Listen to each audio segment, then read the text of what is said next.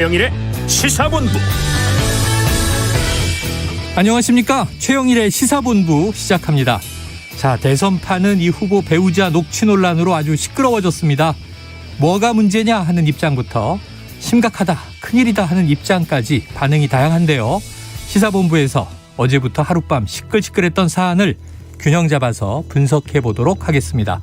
자, 대장동 개발 의혹 관련해서 이재명 후보의 측근이라고 알려졌죠. 정진상 전 정책실장. 지난 13일 검찰 소환 조사를 받은 것으로 뒤늦게 알려졌습니다.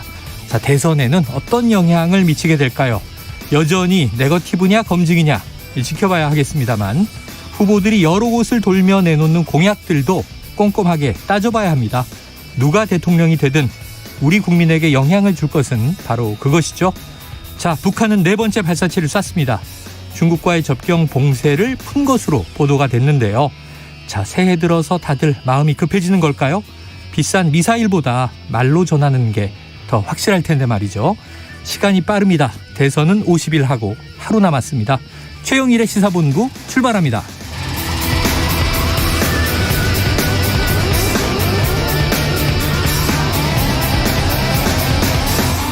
네, 1부에서는 오늘의 핵심 뉴스를 한입에 정리해드리는 한입뉴스 코너 기다리고 있죠.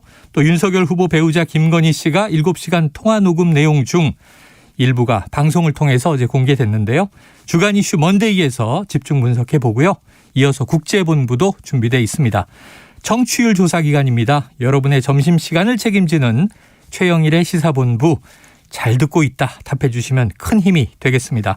한 입에 쏙 들어가는 뉴스와 찰떡궁합인 디저트송 신청 기다리고 있습니다.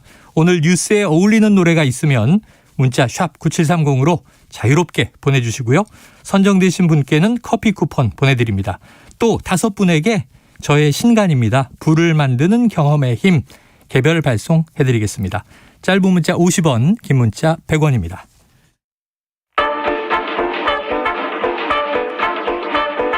최영일의 시사본부 한입뉴스. 네, 연일 뭔가 터져요. 한입이 점점 커지게 됩니다. 한입뉴스 시작해보죠.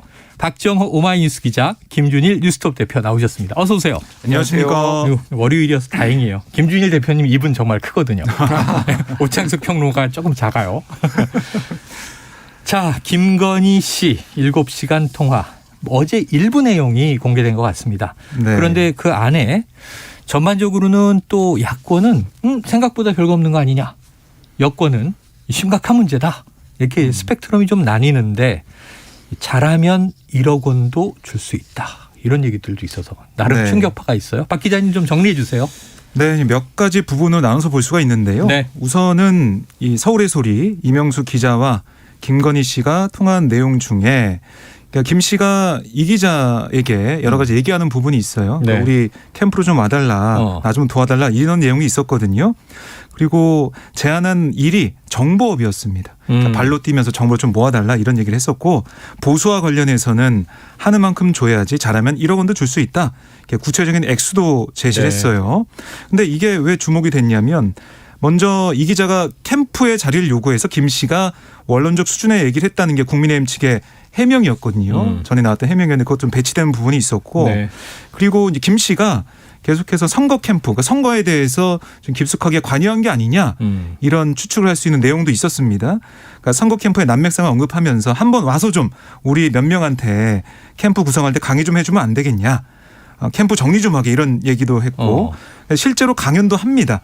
이 기자가 강연하고 30분 강의에 강연료로 105만 원을 김건희 씨가 지급한 네. 내용도 나왔고 그리고 이 선거 운동의 컨셉을 묻거나 관리해야 할 유튜버 명단을 알려달라 이렇게 얘기하면서 이 기자에게 여러 차례 캠프 관련 내용을 질의를 했어요. 네. 그러니까 실제로 김 씨가 선거운동에 깊이 관여한 게 아니냐는 지적이 나오고 있는 부분이고요. 하지만 김 씨는 이 방송에 윤석열 후보의 정치 행보에 관여하지 않을 뿐 아니라 선거 캠프 일에 전혀 관여하지 않았다 이렇게 서면 해명을 했습니다. 그래요. 그러니까 이 부분이 하나 있었고 또 하나는 이 미투 관련된 얘기도 있었거든요. 미투. 네. 그러니까 정치사회연원에 대해서 자신의 의견을 밝히면서 정치권으로 번진 미투 운동에 대해서 미투 터지는 게 다 돈 안 챙겨주니까 터지는 거 아니냐. 이렇게 좀 폄훼성 발언을 했어요. 네. 그러면서 보수들은 챙겨주는 건 확실하다. 공짜로 부려먹거나 이런 일이 없다. 그래서 미투가 별로 안 터진다. 이런 인식을 드러냈습니다. 그 보수에는 돈을 줘서 안 터진다 이런 얘기를 한 거고요. 그리고 여기에 대해 김 씨가 서면을 통해 해명한 내용은 또 뭐냐면 네. 성을 착취한 일부 여권 진보 인사들이 비판하는 과정에서 부적절한 말을 하게 됐다. 송구하게 생각한다 이런 얘기를 했고 네. 또 조국 전 장관 수사에 대해서도 이게 조국 수사를 그렇게 크게 펼칠 게 아니었다. 조국의 적은 민주당이다. 이런 얘기를 했고 홍준표 의원 관련해서도 홍준표 까는 게 더 슈퍼챗은 많이 나올 거야. 그게 더 신선하잖아. 라고 이 기자한테 좀 그런 요구를 하기도 했어요. 비판해달라는 부탁도 하기도 했고 네. 김종인 전 총괄선대위원장의 선대위 합류에 대해서는 원래 본인이 오고 싶어 했다. 먹을 거 있는 잔치판에 오는 거다라고 평을 하기도 했습니다. 네. 아울러 줄리 의혹에 대해서는 적극적으로 해명하는 모습. 나이트클럽 가기 싫어하는 성격이다. 줄리한 적 없다.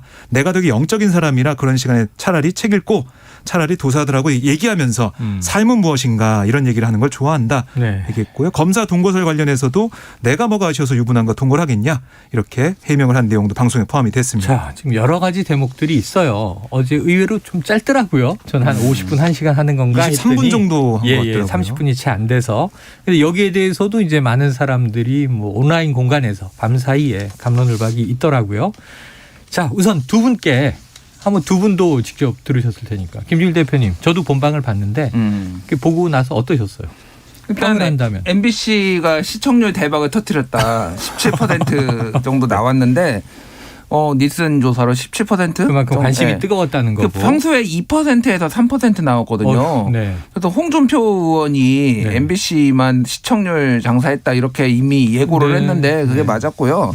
그러니까 이 많은 내용들이 있는데 그러니까 제 기준입니다만 네. 이제 이거가 이제 문제가 될 만한 게 어떤 거고 아닌 거를 좀 저는 구분해서 봐야 된다라는 거예요. 예를 들면은 뭐 미투에 대해서 본인이 그렇게 생각하는 게 이 사람이 후보자라고 한다라면 이 사람에 대해서 엄격한 잣대를 들이대야 되겠지만은 네. 김건희 씨가 출마한 건 아니잖아요. 뭐 네. 조국에 대해서 어떻게 생각하든 미투에 대해서 어떻게 생각하든 저는 그거는 크게 중요한 문제는 아니다라고 개인적으로 보고 있어요. 다만 이제 두 가지인 거죠. 하나는 뭐 1억 원도 줄 수 있다. 네네. 뭐 이렇게 얘기를 해서 일종의 이제 돈으로 이제 사람을 살려고 했던 부분들 이게 뭐냐면은 그러니까 캠프일에 본인이 굉장히 적극적으로 관여를 하고 있다라는 네. 거잖아요. 물론 배우자가 캠프일에 참여하는 게 불법은 아니죠 당연히. 네. 근데 이를테면은 뭔가 캠프가 어떤 공식적인 어떤 조직이 배우자한테 좌지우지되고 배우자의 입김이 들어간다라고 한다라면 이거는 분명히 문제가 될 만한 소지가 있다라는 거죠. 그러니까 그런 부분이 저는 좀 문제를 볼 수도 있다. 문제가 될 만한 대목이 있고 또 개인의 예, 예. 의견으로 예. 그냥 이제 볼 수 있는 대목도 있다. 뭐 다양한 의견들이 있으니까 저는 예. 뭐 그 의견들 다 존중합니다. 동의는 안 하는데 네. 존중은 해요. 국민 판단에 맡긴다 이렇게 봐야겠죠. 예, 그래서 국민 판단에 맡기는 건데 다만 이제 뭐 진짜로 이것 때문에 지지율이 윤석열 후보의 지지율이 흔들릴 영향을 것인가? 받을 것인가라고 본다라면은 어차피 김건희 씨나 윤석열 후보 싫어하는 사람들은 부정적으로 봐도 그냥 어차피 안 찍을 거잖아요.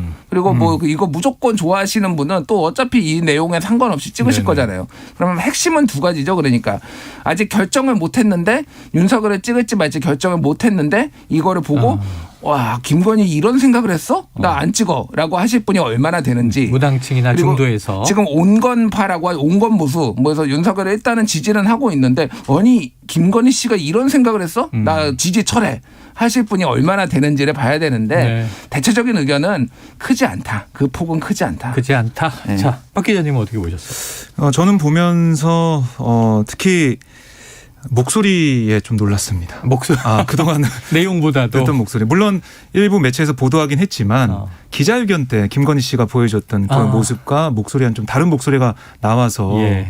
어유 동생 뭐 이렇게 얘기하면서 네. 말하는 것 자체에서 좀 놀랐고 그리고 어제 방송에서는 홍준표 의원이 네. 제일 처음에 등장한 거 보고도 놀랐습니다. 날카로운 질문을 좀 해라. 네, 그거 때문에 나왔는데 그걸 좀 보면서 놀랐고 그리고 또 전체적으로 보면은 이 여러 가지 유튜브 소개시켜달라 아니면은 우리 회사에 와서 좀 강의해달라 이런 거 보면서 아니 뭔가 이 공적인 조직 말고 다른 조직이 네. 가동되고 있는 건 아닌가. 이른바 서초 캠프가 있는 네네. 거 아닌가라는 생각이 들었고. 공공연히 언급이 됐었죠. 네. 그리고 뭐 조국 전 장관 사건에 대해서 수사에 대해서도 뭐 여러 가지로 얘기하는 판단하는 모습들, 김종인 전 위원장에 대한 얘기들, 또 미투 관련 얘기들 이런 거 쭉 보면서 이런 사조직처럼 보여지는 비선 이 체계처럼 보여지는 이런 것들이나 아니면 그 김건희 씨의 여러 가지 정치 현안에 대한 판단 이런 것들이 나중에 윤석열 후보가 대선에 당선돼서 청와대에 들어갔을 때 어떤 영향을 줄 것이냐. 또다시 뭔가 비선에 영향을 미칠 수 있는 사람들이 있어서 네. 국정이 그렇게 운영되는 건 아닐까. 왜냐하면은 또 최순실 사태가 네네네. 있었기 때문에 그런 좀 염려가 된다, 우려가 된다 생각이 들었습니다. 네, 청취자 1998님, 저는 그냥 사담 정도로 들었는데 기자윤리에 대해 패널 두 분은 어떻게 생각하시는지 듣고 싶습니다.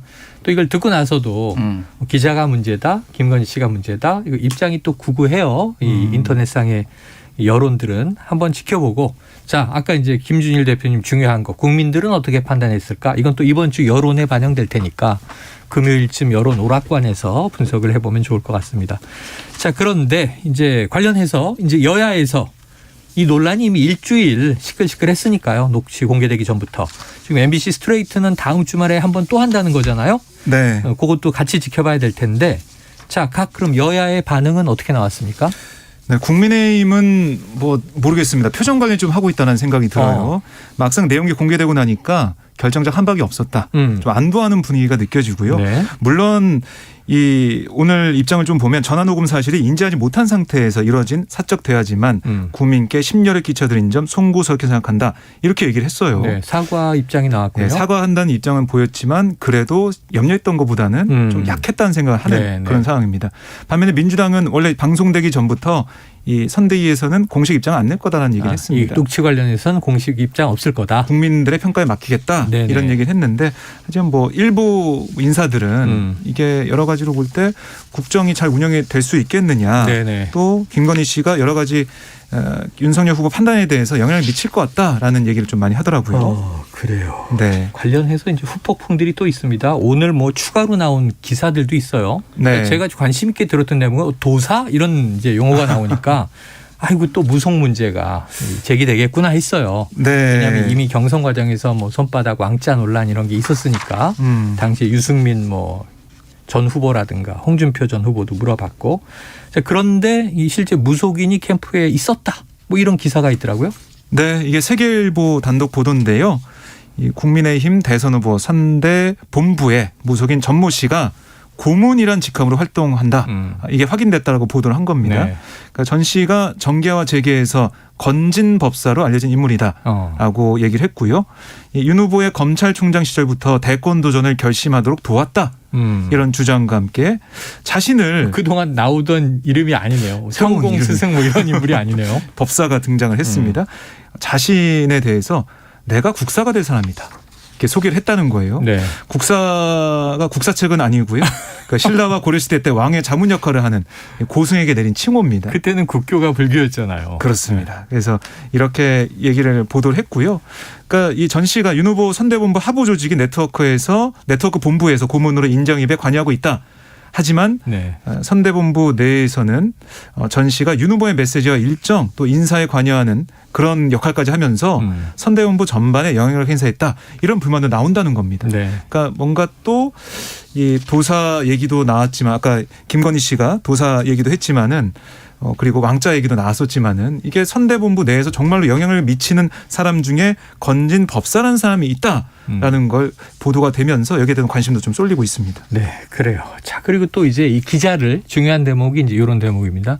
기자를 그럼 1억 원이라는 금액까지 제시하면서 회유하거나 혹은 또 다른 방식으로 우리가 뭐 정권 잡으면 협박하려고 했다라는 주장에 대한 이제 이야기가 오전에 내내 나왔어요, 언론에서. 예. 그럼 이제 김 대표님은 또 기자시고 지금 이제 언론사 대표시기도 하니까 이 대목은 문제가 없을까요? 어떻게 보십니까? 그러니까 제가 앞에서 말씀드렸죠. 문제가 되려면은 그게 요런 문제가 대목. 됐다. 그 1억 원 회유 그리고 뭐 1억 원이 그 맥락을 보면은 진짜 1억 원을 주는 게 아니라 성과에 따라서 뭐 이렇게 조건도 붙였는데 뭐. 근데 그 기자 이명수 기자. 예, 이명수 기자 불러다가 특강도 시키면서 30분에 105만 원 줬다는 거 아니에요? 그게 강사료를. 방송에 나왔잖아요. 네네.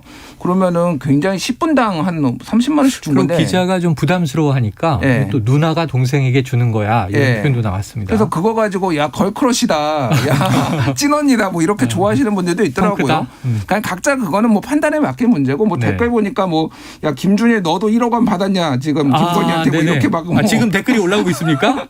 댓글 보면서 방송하시네요. 저는 유튜브 댓글도 가끔 봅니다. 예, 그래서 예. 아니 그러니까 그런 거예요.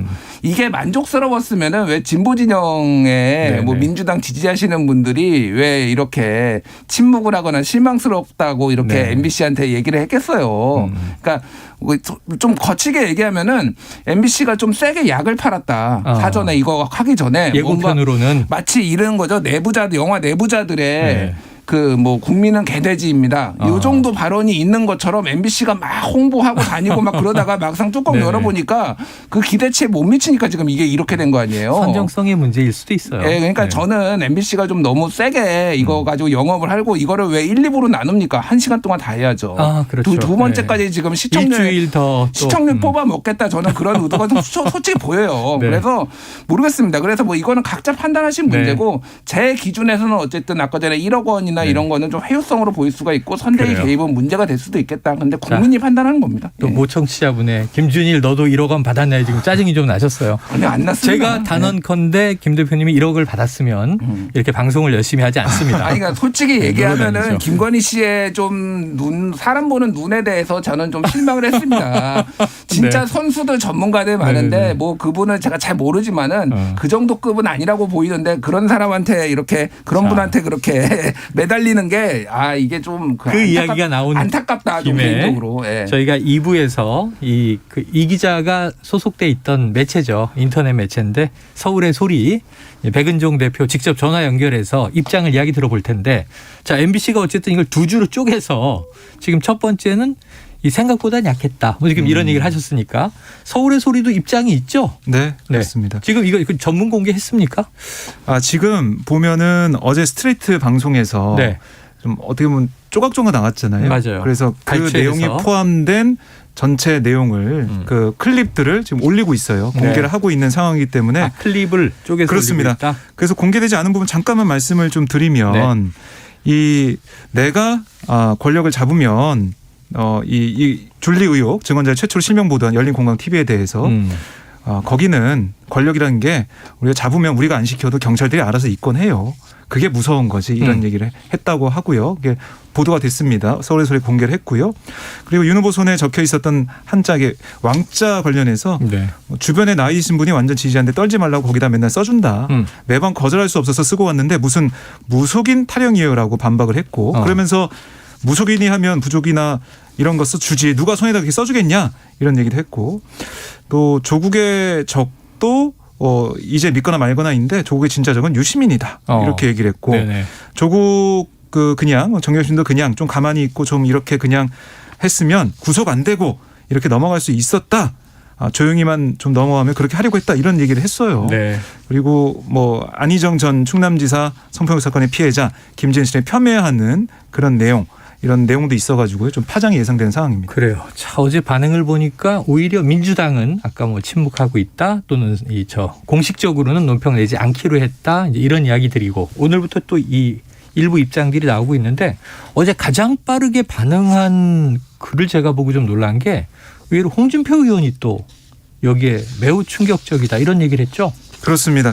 홍준표 의원 같은 경우는 아마 처음에 자신이 나와서 그것 때문에 좀 본인 놀라지 이름이 않았을까 언급이 됐죠. 네. 그런 생각을 좀 하게 되는데요. 페이스북에 이런 글을 적었어요. 이른바 틀튜브라고 네. 뭐 부르는 단어가 있습니다. 네네. 그러니까 좀 나이 드신 분들이 비하하는 유튜브하는 거죠? 네, 네네네. 좀 이렇게 단어를 쓰고 있는데 홍 의원이 이 단어를 썼어요. 틀튜브들이 경선 때 왜 그렇게 집요하게 나를 폄훼하고 물어뜯고 있는지 김건희 씨 인터뷰를 잠시 한 봐도 짐작할 만하다. 썼고 다른 편파 언론은 어떻게 관리했는지 앞으로 나올 수도 있겠다. 이렇게 생각을 했고요. 김종인 씨가 먹을 게 있으니 왔다는 말도 충격이고 탄핵을 주도한 보수들은 바보란 말도 충격이고 뭐 돈을 주니 보수들은 미투가 없다는 말도 충격이다. 그리고 미투 없는 세상은 삭막하다는 말도 충격이다라고 적었습니다. 그러면서 김 씨에 대해서 참 대단한 여장부다라고 평가를 했는데 네. 뭐 이렇게 강하게 좀 반박을 하면서 문제점을 지적을 하는 모습입니다. 그래요. 자, 우선 홍준표 의원의 입장 그렇고 아까 이제 오늘 아침에 나온 세계일보 보도 무속인이 이제 이 캠프에 네. 고문을 맡은 것이 확인됐다 이런 기사인데 여기에 대해서 또 이 국민의힘도 입장이 있을 거 아니에요.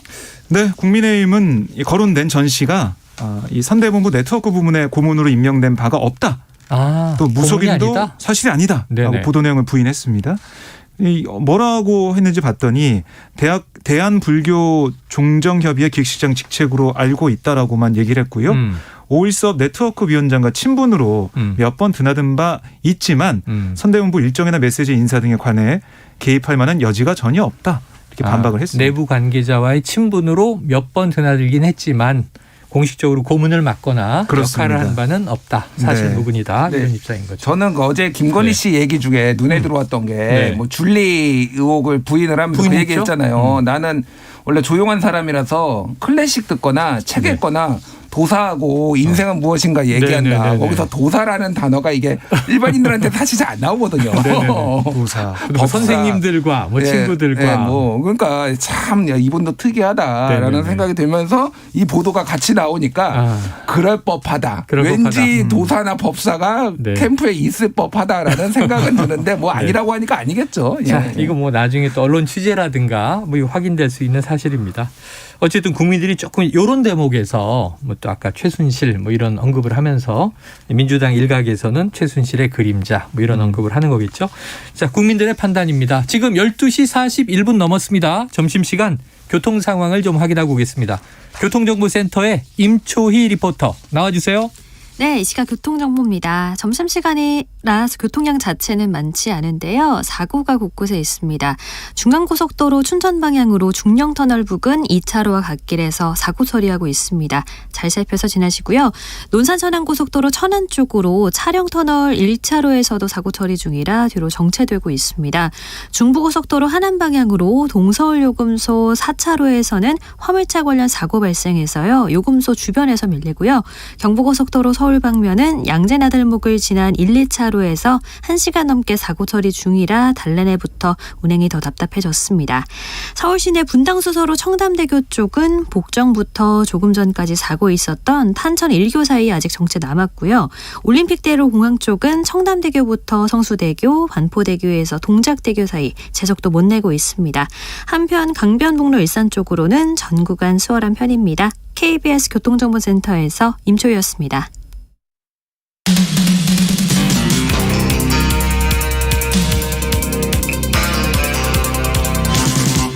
최영일의 시사본부. 네, 네거티브냐 아니면 검증이냐 뭐 국민들이 지켜보면서 판단하고 앞으로 이 파장은 계속 이어질 테니까 나오는 뉴스 있을 때마다 한번 분석을 이어가 보도록 하겠고요. 다음에 이제 이 이재명 후보와 윤석열 후보만 있는 게 아닙니다. 대선판엔 또 다른 소수 정당 후보들이 있죠. 안철수 후보가 요즘 지지율이 좀 급상승했잖아요. 네. 새로운 용어를 하나 꺼내서 물어봤네요. 네. 저도 처음 사실 들어봤는데 네네. 안일화라는 안일화 단어. 꽃입니까? 안일화. 아니고요. 안철수로 단일화. 안철수로 단일화, 네. 줄여서 안일화. 그렇습니다. 윤 후보로 되면 윤일화. 그렇네요. 네네. 그러니까 이게 어제 KBS 인터뷰에 안철수 후보가 나와가지고요. 야권 후보 단일화에 대한 질문을 받고 아니 아니라 못 들어보셨어요? 이렇게 물어보면서 얘기를 네네. 한 거예요. 이게 시중에 떠도는 말이다.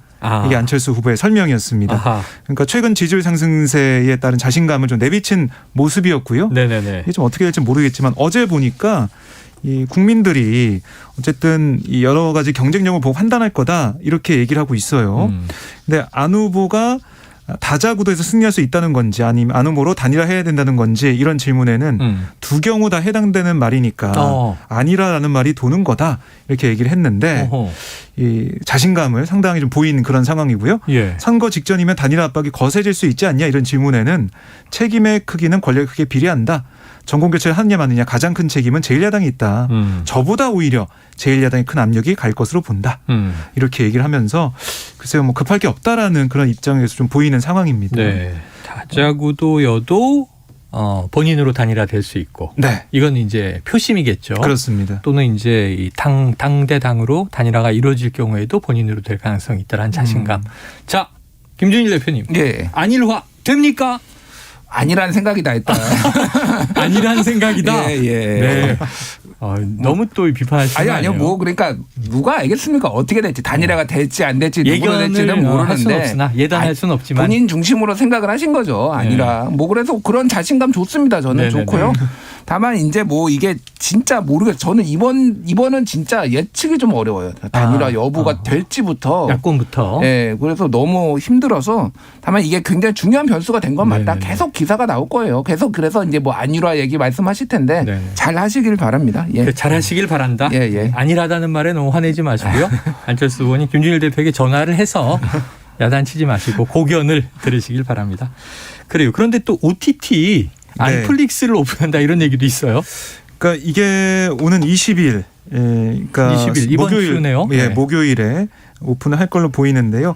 뭐 안플릭스는 이 얘기 되나요? 이름을? 땡플릭스. 네, 땡플릭스. 우리가 많이 보는 예, 예. OTT. 네, 그거 오징어 좀 게임이 화제가 됐다. 그렇습니다. 아, 그렇게 얘기되는군요. 네네. 안철수와 그 서비스를 합친 말이에요. 이것도 안철수의 이제 안을 들어간 거고요. 합성어로 만들어낸 거죠. 네, 자신과 관련된 콘텐츠를 제공하는 온라인 동영상 서비스 이걸 만들겠다. 플랫폼 하나 만들겠다라고 얘기를 했습니다. 그러니까 워낙에 OTT 플랫폼이 많이 인기를 끌다 보니까 네네. 내 정책도 그렇게 정말 새롭게 제시하겠다 이런 뜻입니다. 네, 이게 뭐 상용화된 드라마 플랫폼은 아닙니다. 네. 네, 선거용 안철수 후보의 플랫폼이다 이렇게 보면 되겠네요. 자, 이제 선거 점점 이제 이 시간은 이제 줄어들고 있고 후보들은 바쁘게 움직이는데 그런데 안 보이는 후보가 있잖아요. 네. 얼굴 보였죠? 심상정 후보 어디서 나타났습니까? 심상정 후보가 사실 어제 네. 비공개 일정으로 광주 신축 아파트 공사 그 사고 현장을 찾았어요. 네네네. 그래서 거기서 5분 실종자 아직 못 찾고 있죠. 네, 실종자 가족들을 만나서 대화를 나누고 위로를 했고요. 네. 어제 그 다음에 바로 또 서울로 귀경을 했습니다. 여러 가지 기자들이 질문했지만은 일정을 재개한 거냐 이게 제일 궁금한데. 기자회견을 통해서 얘기하겠다고 했고요. 오늘 사실상 공식 일정을 재개를 했고요. 오늘 아침에 이 붕괴 사고 희생자 조문을 다녀왔습니다.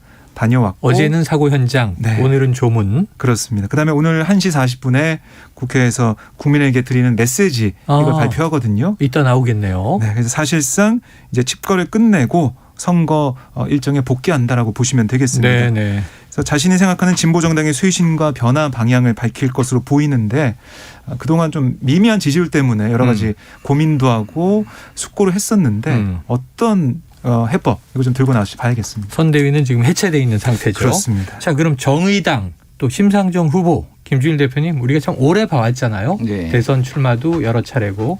자, 좀 이 조언을 주신다면 이번 대선판에서 오늘 어떤 메시지가 나와야 좀 의미와 효과가 있겠습니까? 네. 지금 정의당 이번 2017년에 6.1% 나오고 지금 3%가 안 나오거든요. 반토막도 더 났어요. 지금 뭐 여론조사마다 좀 다르지만은 2%대로 많이 나옵니다.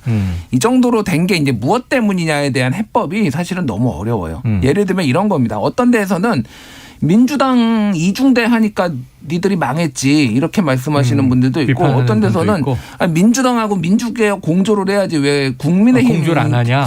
국힘당 같이 너희들 행동해 너희도 그래서 망한 거야. 양면의 비판이네요. 네. 그리고 뭐 어떤 데서는 조국을 비판하지 않고 어떻게 니들이 정의와 공정을 얘기할 수 있니 이렇게 얘기를 하는 사람도 있고 어떤 데서는 아니 조국 장관이 그렇게 외롭게 투쟁을 할 때 너희들이 힘을 실어야지 거기서 뒤통수를 쳐? 라고 얘기하시는 분들도 있고 어떤 데서는 왜 페미니즘처럼 페미니즘 정당처럼 정체성 정치를 해? 라고 비판하시는 분들도 있고 어떤 데서는 오히려 야 페미니즘 정당이라도 제대로 해야지 이도저도 아니고 도대체 너희 뭐 하는 거야? 라고 하시는 분들도 있고 어떤 데서는 원래 노동자 정치를 했던 데인데 왜 노동 내용이 사라졌어라고 하시는 분들도 있고 야 지금 민주노총 한국노총 기득권 된 지가 언젠데 언제까지 그렇게 기득권 그 정치만 붙들고 있을래라고 하시는 분들도 있어요. 그러니까 이게 뭐냐면은 그냥 중심을 못 잡고 오락가락 한 겁니다. 뭐가 됐든 하나를 가지고 뚝심 있게 나가야 돼요. 근데 정의당의 지금 몇 년의 행보는 이도 아니었고 저도 아니고 또 아무것도 아니었다. 그래서 하나의 노선을 가지고 국민의 어떤 판단을 받아야 되고 뭐 잠시 잠적한 거는 저는 굉장히 잘했다고 봅니다. 왜냐하면은 검색량이 되게 많이 늘었어요. 일단 심상정에 대한 관심이 처음으로 이번 대선 들어서 처음으로 있었던 게 이번 한 번밖에 없어요. 뭐 뭔가 계기를 좀 만들어셔야 되겠을 것 같아요. 오늘 그만큼의 파괴력 있는 메시지가 나올지. 아유, 근데 지금 김준일 대표 얘기를 듣다 보니까 대한민국에서 또 소수 진보 정당 하는 게 보통 일이 아니구나. 야, 5만 군데에서 다 욕을 먹어야 되니까 이렇게 하면 저쪽이 반대, 저렇게 하면 이쪽이 반대. 쉬운 일은 아닐 거다는 생각이 듭니다. 자, 관련해서 지금 어제 이 현대산업개발이죠. 광주에서 신축 건물 39층짜리 주상복합이 이제 외벽 붕괴가 되면서 6분이 실종, 그렇습니다. 3분은 지금 사망한 채 찾았지만 5분이 실종 상태인데 자, 지금 이 관련해서 현대산업개발의 정몽규 회장이 물러났습니까? 네, 오늘 기자회견을 했는데요. 어떤 내용을 말했는지 보면 이번 사고에 대한 책임을 지고 현대산업개발 회장직에서 물러나기로 했습니다.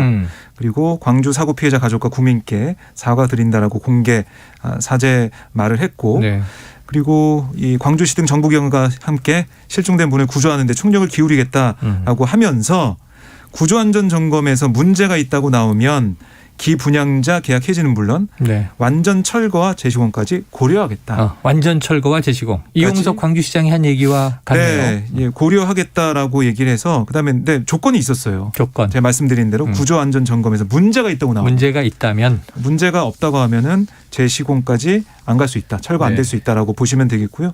그리고 현대산업개발 회장직에서 물러났지만은 HDC 그룹 회장직은 유지하는 상황이 됐어요. 그래서 여기에 대한 비판도 좀 나오고 있습니다. 그래요. 지금 또 이제 이 콘크리트 타설을 했던 업체가 현대산업개발과 계약해서 이 도급을 받은 하청회사는 A사인데 B사가 작업을 했다. 그렇습니다. 그래서 이게 또 불법 재하청이냐 아니냐 이제 지금 수사가 되고 있습니다. 자, 백화점 마트 방역 패스는 해제가 됩니다. 이게 법원 결정 때문에 그런 거고요. 어느 지역은 뭐 적용, 어느 지역은 해제. 법원마다 재판부마다 판결이 달라서 방역 당국은 혼란을 초래하느니 모두 해제할 수밖에 없다 이런 입장이고요. 내일부터 적용이 된다고 합니다. 또 오늘부터는 3주 연장돼 있는 거리두기. 이 밤 9시까지 식당, 카페 이용은 동일한데 6명까지 모일 수 있게 되죠.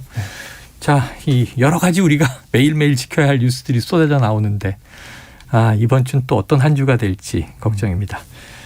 한입 뉴스 오늘 월요일 여기서 일단 정리를 해보죠. 지금까지 박정호 오마이뉴스 기자, 김준일 뉴스톱 대표 말씀 고맙습니다. 네, 고맙습니다. 네, 우리 청취자 1034님 최영일 시사 잘 듣고 있습니다. 청취율 조사기 아니라 최영일의 시사본부 잘 듣고 있습니다. 이렇게 이해할게요. 이런저런 뉴스로 시끄러운데 이 노래 들으면서 마음을 좀 가라앉히고 싶네요. 야, 오래된 올드팝입니다. 저도 좋아하는 노래인데 그룹 캔사스의 Dust in the Wind 신청합니다. 자, 제 책 받으실 분들은요 개별 문자로 공지 드리도록 하겠습니다. 노래 듣고 저는 2부로 돌아올게요.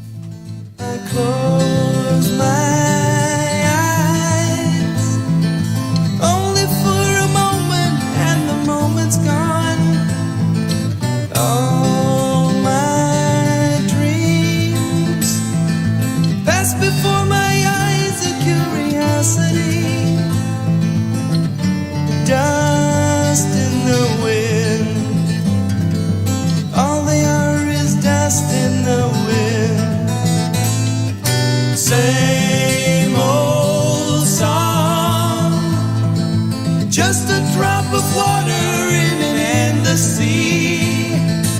All we do crumbles to the ground, though we refuse to see. Dust in the wind. All we are is dust in the wind.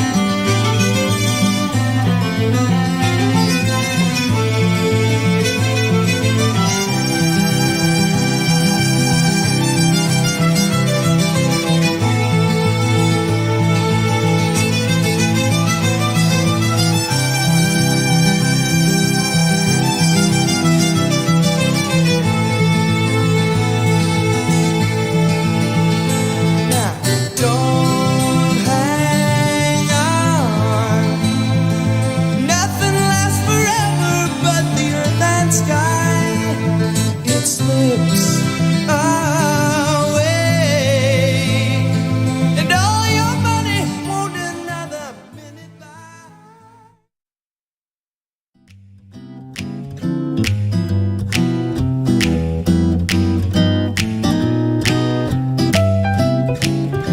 안녕하세요. 바른말 고운말입니다.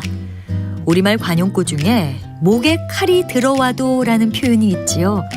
이것은 죽음을 각오하고서라도 필사적으로 의지를 굽히지 않겠다는 뜻으로 무슨 일이 있더라도 끝까지 버틴다는 말인데, 목에 칼이 들어와도 비밀은 지키겠다 이렇게 씁니다. 이처럼 무슨 일이 있더라도 꼭이라는 뜻의 부사로 세상 없어도 천하 없어도 같은 것이 있습니다. 예를 들면 세상 없어도 그 일은 해야 한다 이렇게 말할 수 있습니다. 이 세상 없어도와 연결해서 생각할 수 있는 형용사로는 세상 없다가 있는데요. 그는 세상 없는 착한 사람이다. 세상에 다시 없다 또는 비할 데 없다라는 뜻입니다.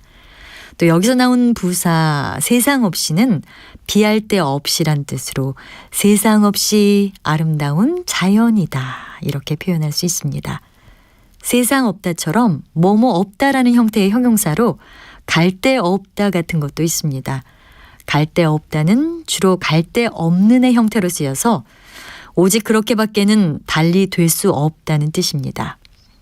팔자로 걷는 것이 갈 데 없는 제아비의 모습 그대로였다.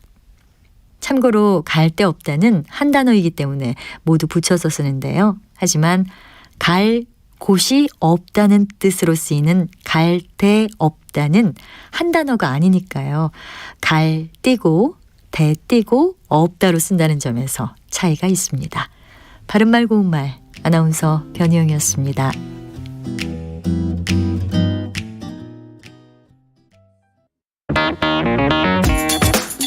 시선은 뜨겁다.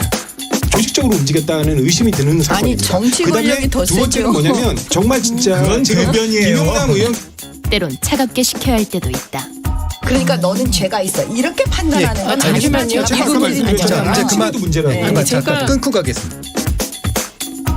시선은 시원하다. 이처럼 소가 화장실을 이용하면 배설물을 한 곳에서 처리할 수 있으니까 온실가스 배출량을 획기적으로 줄일 수 있다고 하는군요. 시원한 바람처럼 기분 좋은 소식이 있다. 시사의 핫앤쿨 KBS 1라디오에 다 있습니다. 평일 저녁 7시 20분 정준희 교수의 KBS 열린 토론, 평일 밤 10시 5분 김성환의 시사야. 많은 청취 바랍니다.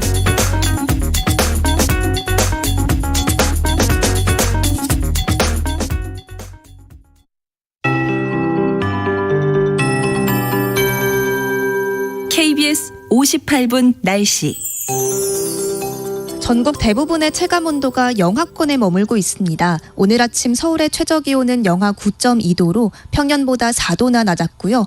파주와 철원은 영하 16도 선까지 떨어졌습니다. 전남, 경남을 제외한 내륙 대부분에 한파특보 내려진 가운데 한낮에도 서울과 춘천 영하 1도, 대전, 영상 2도 정도에 그치겠고 광주와 대구 5도까지 오르겠습니다. 이번 추위는 주 후반까지 길게 이어지는 만큼 한동안 옷차림 따뜻하게 해주시는 게 좋겠습니다. 오늘 눈비 소식도 있는데요. 낮부터 충남 서해안을 시작으로 오후에 강원 영동을 제외한 중부지방과 경북 북부에 눈이 조금 오겠습니다. 남부 내륙 곳곳으로는 빗방울이나 눈날림 정도 예상되고 늦은 오후에는 제주도에도 눈비가 오겠습니다. 대체로 한두 시간 만에 짧게 지나가면서 1cm 안팎의 눈으로 양은 적겠습니다. 다만 도로 살얼음이나 빙판길이 생길 수 있어 교통안전에 각별한 주의가 필요합니다. 울릉도 독도는 최대 5cm의 눈이 쌓일 수 있겠고요. 강원 영동은 모레 밤에서 목요일 오전 사이 또 한 차례 눈이 오겠습니다. 서울을 포함한 일부 수도권과 강원 영동, 경상권, 또 전남 동부에는 수일째 건조특보 발효 중입니다. 지금 서울의 기온은 영하 0.2도입니다. 박다효입니다.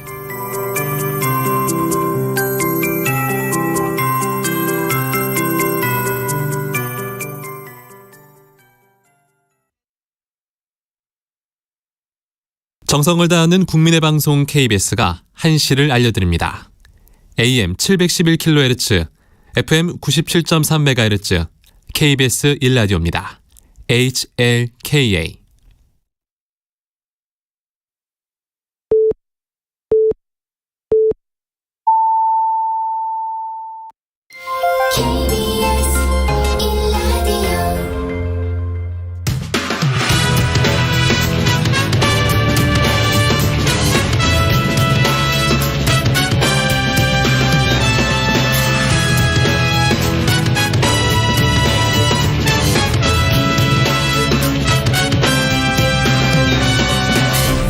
KBS 1라디오 최영일의 시사본부.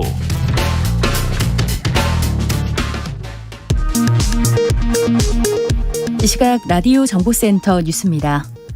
미국 화이자가 개발한 먹는 코로나19 치료제 팍스로비드가 지난 14일부터 어제까지 39명에게 투약된 것으로 나타났습니다. 13살에서 18살 소아청소년 3명 중 2명이 코로나19 백신 2차 접종을 마친 것으로 나타났습니다. 지난 한 주 서울에서 발생한 코로나19 해외 유입 확진자가 68% 급증한 것으로 나타났습니다. 오늘부터 설 연휴를 포함한 3주 동안 사적 모임 가능 인원이 기존 4명에서 6명으로 다소 늘었지만 오후 9시 영업과 방역 패스가 그대로 적용되는 식당, 카페 점주들의 불만은 수그러들지 않고 있습니다. 지금까지 라디오 정보센터 조진주였습니다.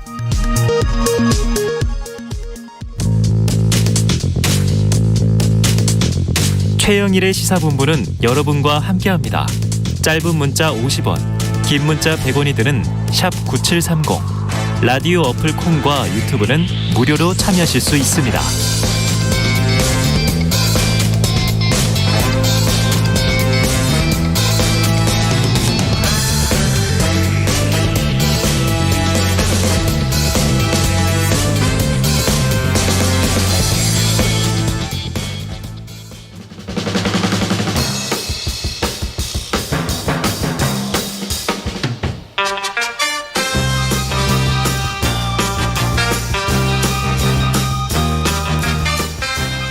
네, 매주 월요일 주말 사이 뉴스들을 정리하고 주간 이슈를 미리 살펴보는 주간 이슈 먼데이 시간입니다.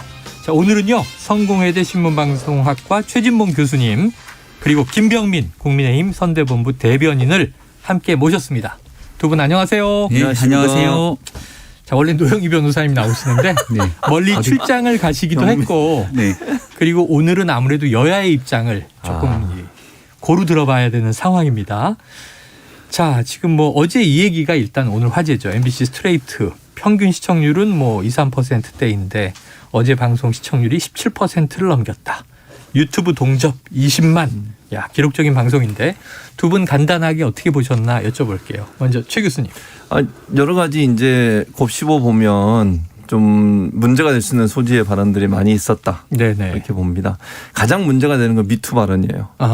미투 발언에 대해서 뭐 예를 들면 돈은 없고 예를 들어서 바람은 피하겠는데 뭐 그런 얘기도 했잖아요. 네네.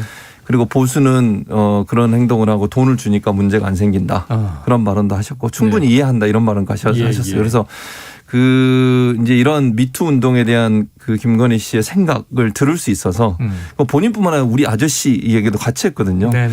그래서 두 분의 생각이 그런가. 물론 뭐 윤석열 후보가 직접 얘기한 건 아니니까. 우리 아저씨와 그런 부분. 자기는 아무개 편이다 이렇게 얘기했죠. 그런 부분들이 그랬고. 그다음에 김종인 전 선대위원장에 대해서 잔치판에 먹을 게 많이 있으니까 왔다. 이런 식으로 이렇게 비하를 하셔서 좀 그것도 김종인 전 선대위원장 상당히 기분이 나쁘시고 홍준표 의원에 대해서도 이제 공격적인 발언을 하셨잖아요. 네. 그리고 이제 또 하나는 본인이 그 1억을 주겠다고 하면서 우리 캠프에서 좀 도와달라. 기자에게. 근데 원래 그게 이제 물론 그분이 와서 일한 건 아니지만 캠프에서 돈을 받고 일하면 안 되는 거거든요. 공직선거법 위반이거든요. 그래서 그런 제안을 할 수 있다는 것도 이해가 좀 안 되고 그리고 이제 그런 발언들과 함께 본인이 이제 예를 들어서 그 양모 검사 있지 않습니까? 양모 검사와 여행 간 부분 그런 부분도 이제 얘기를 하셨어요. 그러니까 간 건 맞는 것 같아요. 이제 세 분이 간 걸로 보여지고요. 그런데 패키지 여행으로 갔다. 그렇죠. 패키지 여행으로 갔는데 원래 이제 부인이 같이 가기로 했는데 부인이 갑자기 일이 생겨서 결국 혼자만 가게 됐다. 이런 발언들. 근데 이제 상식적으로 보면 패키지 여행 가다가 이제 아내가 안 가면 남편도 같이 안 가는 게 일반적인데 또 남편은 굳이 따라가는 것도 좀 이해하기 어려운 부분이 있고 이제 이런 부분들이 사실은 이제 좀 여러 가지 논란을 불러올 수 있는 그런 발언들이라는 생각이 듭니다. 논란의 여지가 있다. 이게 최 교수님 말씀이고요. 그러면 이제 좀 이해 당사자입니다. 네. 김병민 대변인께서는 또 국힘의 선대본부 소속돼 계시니까 어떻게 들으셨어요? 대통령 선거를 50여일 정도 앞두고 대한민국의 새로운 국가에 대한 비전, 정책을 두고 뜨겁게 국민들께 알려야 될 중요한 시점이죠. 이때 MBC라고 하는 이 공영방송에서 특정 대통령 후보자의 이 사적 녹취를 트는 과정부터 굉장히 후보자, 큰 배우자의. 후보자 가족, 배우자에 그렇죠. 대한 이 녹취를 트는 과정부터 상당한 논란이 컸는데요. 네네. 그렇다면 이 정도의 엄청난 정치적 부담감을 감내하고서 그 녹취록을 방영했을 때는 우리 국민들께 중요하게 뭔가 알려야 될 이 공적인 내용들이 담보가 돼야 될 거라고 생각을 했었을 겁니다. 네, 네. 근데 그 내용을 다 지켜보고 난 다음 오늘 아침부터 있었던 많은 언론인들 그리고 전문가들의 평가들을 쭉 들어보니까 이게 MBC가 과연 이렇게 무리수를 던지면서까지 해야 될 사안이었는가라는 얘기들을 쭉 좀 들어볼 수 있었다 생각이 들고요. 오늘 아침 중앙일보 사설이었던가요. 6년 전에 있었던 미국 대선에서 나왔던 그 당시의 캠페인 구호를 하나 언급을 했던데 네네. 그들이 저급하게 가더라도 우리는 품위 있게 가자라고 네네. 했던 미셸 오바마 얘기죠? 예, 네. 맞습니다. 이 내용이 다시 한번 회자되는 시점이 아닐까 싶은데요. 윤석열 후보 가족에 대한 내용들을 바탕으로 이 정도의 언급이 쏟아졌으면 그 다음은 자연스럽게 정치적으로 균형점을 형평성을 맞추기 위해서 네. 이재명 후보가 지난날 쏟아냈던 형수 욕설에 대한 내용들은 왜 방영하지 않는가.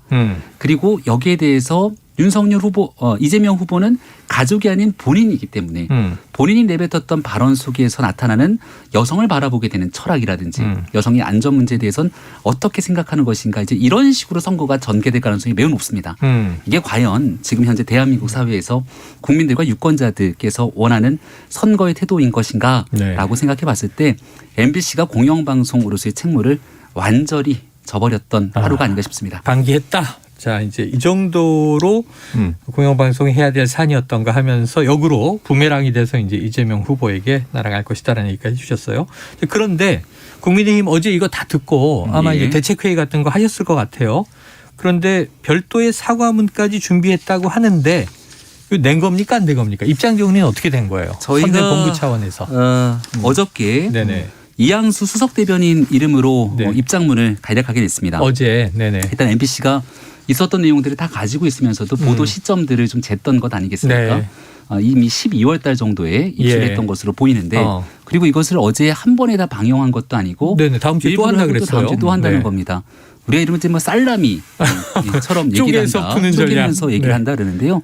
선거가 한 50일 정도밖에 안 남았다고 얘기를 하는데 네. 조금 지나면 설이에요. 맞아요. 설 지나고 조금 더 지나고 나면은 한 20여 일의 선거운동 진행되니까 네. 지금이 대선 막바지라고 해도 과언이 아닙니다. 네. 네, 이 이슈를 계속 끌고 가려고 하는 의도가 있는 것은 아닌가라는 생각이 들어서 네네. 일단 MBC가 다음 주에도 추가 방영을 한다고 하니까 일단 그걸 좀 봐야겠다는 또 봐야 것이고 되죠. 네. 첫 번째로 얘기하고 있는 건 공익적 목적에 부합한다고 주장하면서 불법으로 녹취된 파일을 방영했는데 정치적 중립성을 훼손한 것으로 대단히 부적절했다. 네. 이렇게 얘기를 하고요. 특정 공영방송이 방송하려면 해당 후보 측에 대한 반론권도 보장을 해야 되잖아요. 네네네. 이를 위해서 반론권을 우리가 충분하게 얘기를 전달했지만 반론권을 보장하겠다면서 보장한다 그런 것 같은데 문자와 전화로 통화를 유도했다. 또 방송 내용을 알려주지 않았다라는 것들을 볼 때 네. 실질적인 반론권이 보장됐다고 볼 수 없다는 것이 반론권 선대위 보장이 측의 안 됐다. 입장이고요. 네네. 앞서 설명드렸던 것처럼 보도가 공정하게 균형을 맞춰야 되니까 이재명 후보의 형수 욕설 발언도 네네. 같은 수준으로 방영돼야 되지 않겠는가. 그리고 마지막으로 그럼에도 불구하고 이 전화 녹음 사실을 인지하지 못한 상태에서 이루어진 사적 대화지만 국민들께 심려를 끼쳐드린 점은 송구하게 생각한다고 마지막에 입장을 송구하다가 냈습니다. 있고 예. 그리고 나머지는 이제 공영방송에 대한 문제 제기예요. 자, 그럼 최 교수님, 예. 민주당은 왜 공식 입장을 안 내는 거예요? 그러니까요. 왜 안 되는지 모르겠어요. 네네. 좀 답답합니다. 어. 뭐 이유가 뭐가 있는지 잘 모르겠고 그러면 저는 뭐 만약에 최진봉 교수님이 네. 민주당 선대위의 대변인이라면 네. 앞에 지금 김병민 대변인이 계시니까 뭐라고 김병민 대변인한테 얘기해야 되나요? 뭐라고 얘기를 하셨을까요? 저는 이렇게 얘기할 것 같아요. 아까 말씀드린 것처럼 이 미투 운동이나 여성 인권에 대해서 이런 가치관과 생각을 갖고 있는 분이 어떻게 대선 후보에 나올 수 있느냐. 두 번째는 아까 말씀드렸잖아요. 캠프에서 와서 일하면 1억 줄 수도 있다. 물론 뭐 그건 실행된 건 아니에요. 네네네. 근데 그런 생각과 그런 말을 할 수 있다는 것도 놀라운 사실이라는 생각이 들고 그다음에 또 탄핵은 보수가 한 거다. 그런 얘기했고 그리고 뭐 아까 얘기했지만 미투 운동 관련해서 본인 남편 되시는 분들은 그럴 수도 있다고 생각한다. 그렇게 심각하게 생각하지 않는다는 부분도 논란이 될 수 있다고 저는 보고 또 하나는 어제 이제 잠깐만 나왔어요. 예를 들면 우리가 뭐 예를 들어 걔네들이라는 표현을 썼는데 언론사들의 소위 이제 비판적으로 기사를 썼던 사람들 그 이후에 이제 서울의 소리에서 2분 몇 초로 또 방송을 했잖아요. 추가해서. 네, 추가해서 보도한 내용을 보니까 검찰이나 경찰이 알아서 수사한다. 이런 얘기를 했어요. 그러니까 예를 들면 혼날 것이다. 이런 얘기를 한 거죠. 그거는 상당히 위협적인 발언 아닙니까? 예를 들면 윤석열 후보나 김건희 씨에서 부정적인 보도를 하거나 아니면 비판적인 보도를 하는 사람은 검찰이나 경찰이 알아서 수사하는 상황이 돼버리면 그 어떻게 그 언론의 자유가 보장이 되겠습니까? 그런 식으로 얘기하면 저는 안 된다고 생각해요. 그리고 검찰총장을 하셨기 때문에 더더욱 이 말이 더 무섭게 들릴 수 있어요. 전체 검찰총장이니까. 그럼요. 그러니까 그게 이제 언론이 본인에서 비판적인 어떤 보도를 한다고 해서 그런 식으로 발언하면 저는 안 된다고 생각해요. 네. 이런 부분들을 왜 찝어서 얘기하지 않았는지 잘 모르겠어요. 저는 민주당 선대위에서 아마 이제 이런 부분들을 여러 가지 고려해서 하겠지만 좀 아쉬운 부분이 있어요. 저는 개인적으로. 전체 이제 맥락에 대한 걸 봐야 됩니다. 하나만 좀 말씀을 드리면, 말씀 주세요. 그 줄리 여성 접객원으로 일했다라고 하는 내용들을 수차례 문제 제기하는 곳들이 있습니다. 아니라고 정말 울먹이면서까지 얘기를 했던 모습들도 수차례 드러난 적이 있어요. 그럼에도 불구하고 끝내 이런 얘기를 하게 된다면 이것은 대통령 후보 배우자 그리고 대통령의 가족을 다 떠나서 여성의 인권을 심각하게 유린하는 행태이기 때문에 여기에 대한 법적 처벌이 필요하다라고 하는 얘기에 대해서는 어떤 방식으로든지 간에 공격의 대상이 되지 않는다 생각하고요. 전체적인 맥락에 대한 내용들을 다 들어봤으면 좋겠는데요. 그 맥락에 대한 내용들은 다 차치하고 일정 부분 보도하고 싶은 내용들만 딱딱 끊어서 얘기를 합니다. 근데 이 문제가 어디서 발생하냐면 2020년 총선을 앞두고 당시 MBC가 검언유착이라는 프레임을 씌워서 보도를 하기 시작합니다. 그때에도 한동훈 검사장 그리고 채널의 이동지 기자의 내용을 딱 몇 개를 끊어서 얘기해요. 그 내용만 들어보면 심각하게 뭔가 짜고 치고 일어나는 것 같은 문제를 제기했지만 나중에 그 내용 전체를 다 들어보고 나니까 이게 뭐가 문제지? 그리고 결과적으로 이동재 기자는 1심 무죄가 선고되지 않았습니까? 그래서 선거를 앞두고 유권자들에게 판단이 전해질 수 있는 과정에서 녹취 파일을 전달할 때는 굉장히 심사숙고하면서 반론권을 보장하고 그 내용 전체 맥락을 전달해야 되는데 그러기에는 MBC가 상당히 문제가 될 만한 근데 어제 MBC는 그러니까 이제 나름 이제 중립적으로 보도하려고 노력을 했는지 모르겠어요. 그래서 여야 모두에게 좀 비판받는 지점이 있더라고요. 그러니까 줄리 문제는 어제 완전히 해명된 거 아니냐? 본인의 입장으로는 그러니까 해명된 게 아니라 해명이 나왔어요. 그 얘기는 사실 이제 본인이 한 얘기잖아요. 네네, 본인 그러니까 그건 잘 모르겠어요. 저는 어머니가 어떻게 딸을 그렇게 그런 얘기를 하겠느냐. 했죠. 그러니까 그건 잘 모르겠고요. 그 얘기는 하고 싶지도 않고요. 그러니까 지금 그 김병민 대변인 얘기했던 중에 그게 그 예를 들어서 만약 그게 허위사실이면 허위사실에서 고소를 하고 고발을 해서 수사를 할 수 있죠. 근데 그거를 고소도 안 하고 고발도 안 하는데 검찰과 경찰이 알아서 수사한다. 이렇게 얘기하는 건 전혀 다른 차원의 문제예요. 법적 조치를 했습니다. 그러니까 예를 들어서 법적 조치를 하면 되는데 예를 들어서 지금 아까 얘기했듯이 누구 언론사 몇 개를 거론을 했거든요. 그 언론사에 대해서 예를 들면 알아서 수사를 한다. 이런 표현을 썼다는 거예요. 제 말은. 그러니까 김병민 대변인 말처럼 이걸 누군가가 고소를 하고 고발을 해서 수사가 들어가는 것 자체는 할 수 있다고 저는 봐요. 근데 만약에 그 뉘앙스로 보면 검찰과 경찰이 알아서 그냥 자체적으로 수사를 한다 이런 얘기로 들릴 수 있다는 데 문제라고 보여지고 반론권은 충분히 제시했다고 저는 봐요. MBC에서 예를 들면 미리 이거 그전에 입수했잖아요. 입수해서 그와 관련된 걸 아마 본인들이 녹취록 보고 나서 관련된 질문을 하려고 전화도 하고 찾아가기도 하고 또 인터뷰 요청도 했잖아요. 그런데 거기에 대해서 답변을 안 하신 거잖아요. 응하지 않은 거잖아요. 근데 그 응하지 않은 것까지 그런 반론권을 제기하지 않았다고 얘기하면 안 된다고 보고 중요한 건 상대방이 그 자기의 어떤 의사에 대해서 밝힐 수 있는 기회 자체를 안 주는 게 문제라고 봐요. 근데 줬는데도 불구하고 본인들이 노코멘트 하거나 응답을 안 하거나 답변을 안 했다고 하면 그건 충분히 반론권이 제기됐다고 봐야 되죠. 선거대책본부에 있는 통화 내용 가지고 같이 공유를 하거나 이런 내용들을 가지고 보도를 하겠다 얘기를 하거나 충분하게 반론권을 보장하지 않았고요. 정확한 것은 김건희 대표에게 전화통화를 요구를 한 겁니다. 이 내용을 직접 듣기를. 하지만 MBC가 그동안 방영하고 보도해왔던 편파적인 행태를 고려해 보건대 이 내용에서 김건희 대표가 직접 MBC 행동에 응하기보다는 관련된 내용들을 충분하게 선대본부가 공유할 수 있도록 해줘야 되는 게 공영방송의 기본 책무인데 그걸 방기했다는 것이죠. 아니 선대위에도 의견을 물었어요. MBC에 전화해서. 내용을 알려주지 않고 물었죠. 아니 그 내용을 전체를 알려줄 수는 없죠. 예를 들면 이렇게는 난 어떻게 물어보는지 모르겠어요. 근데 이러이러한 얘기가 있는데 여기에 대해서 어떻게 생각하시면 이렇게는 할 수 있어요. 근데 방송하기 전에 그 내용 전체를 다 듣게 하고 하는 것은 이게 편집의 자유 아니면 편성의 자유나 언론의 자유 침해된다고 저는 봐요. 그러니까 예를 들어서 이러이러한 얘기가 있는데 여기에 대해서 어떻게 생각하십니까? 이슈는 이거다. 네, 그렇게 물어볼 수 있죠. 그러니까 반론을 제기할 때도 예를 들면 어디에 전화를 해서 그분이 이러이러한 내용이고 이런 사실이 있는데 거기에 대해서 어떤 입장이십니까? 라고 물어볼 수는 있죠. 근데 그 모든 내용을 다 보자고 하면 그런 언론의 자유나 언론의 편성의 자유는 어떻게 해요? 그런데 그거는 시간이 조금 이제 지나면 해결될 문제인 게 다음 주말 보도까지 끝나면 이제 1, 2회에 거쳐서 다 끝나면 내용은 다 공개가 된 거고 거기에 대한 또 이제 국민의힘의 반론이 그 이후에 어떻게 되는지를 봐야 될 것 같고요. 김건희 씨도 이게 6개월 동안 50여 차례 총 7시간 통화된 내용이니까 본인이 그 내용을 다 기억할 수는 없었으리라는 생각도 듭니다. 자, 민주당이 지금 먼저 전화 연결 하나 해보고 이어갈 텐데요. 지금 바로 이 서울의 소리 이명수 기자가 소속된 그리고 그 녹취 전체를 지금 이쪽에서 공개하고 있는 서울의 소리의 백은종 대표를 전화로 연결해 보겠습니다. 자, 백 대표님 나와 계세요? 예, 안녕하세요. 안녕하세요. 지금 오늘 방송 뭐 많이 바쁘시죠? 예, 지금 생방송인가요? 생방송입니다. 지금 이제 KBS 1라디오를 통해서 나가고 있습니다. 예. 자, 지금 뭐 어제 MBC 스트레이트가 방송 시청률이 어마어마했어요. 네. 전체적으로 이제 이 방송에 대해서 서울의 소리의 입장이 또 있으실 텐데 지금도 이 스튜디오에서 여권, 야권 인사들이 이 녹음을 두고 오히려 의혹이 해소됐다 아니다 이제 시작이다 뭐 여러 가지 이야기들이 있습니다.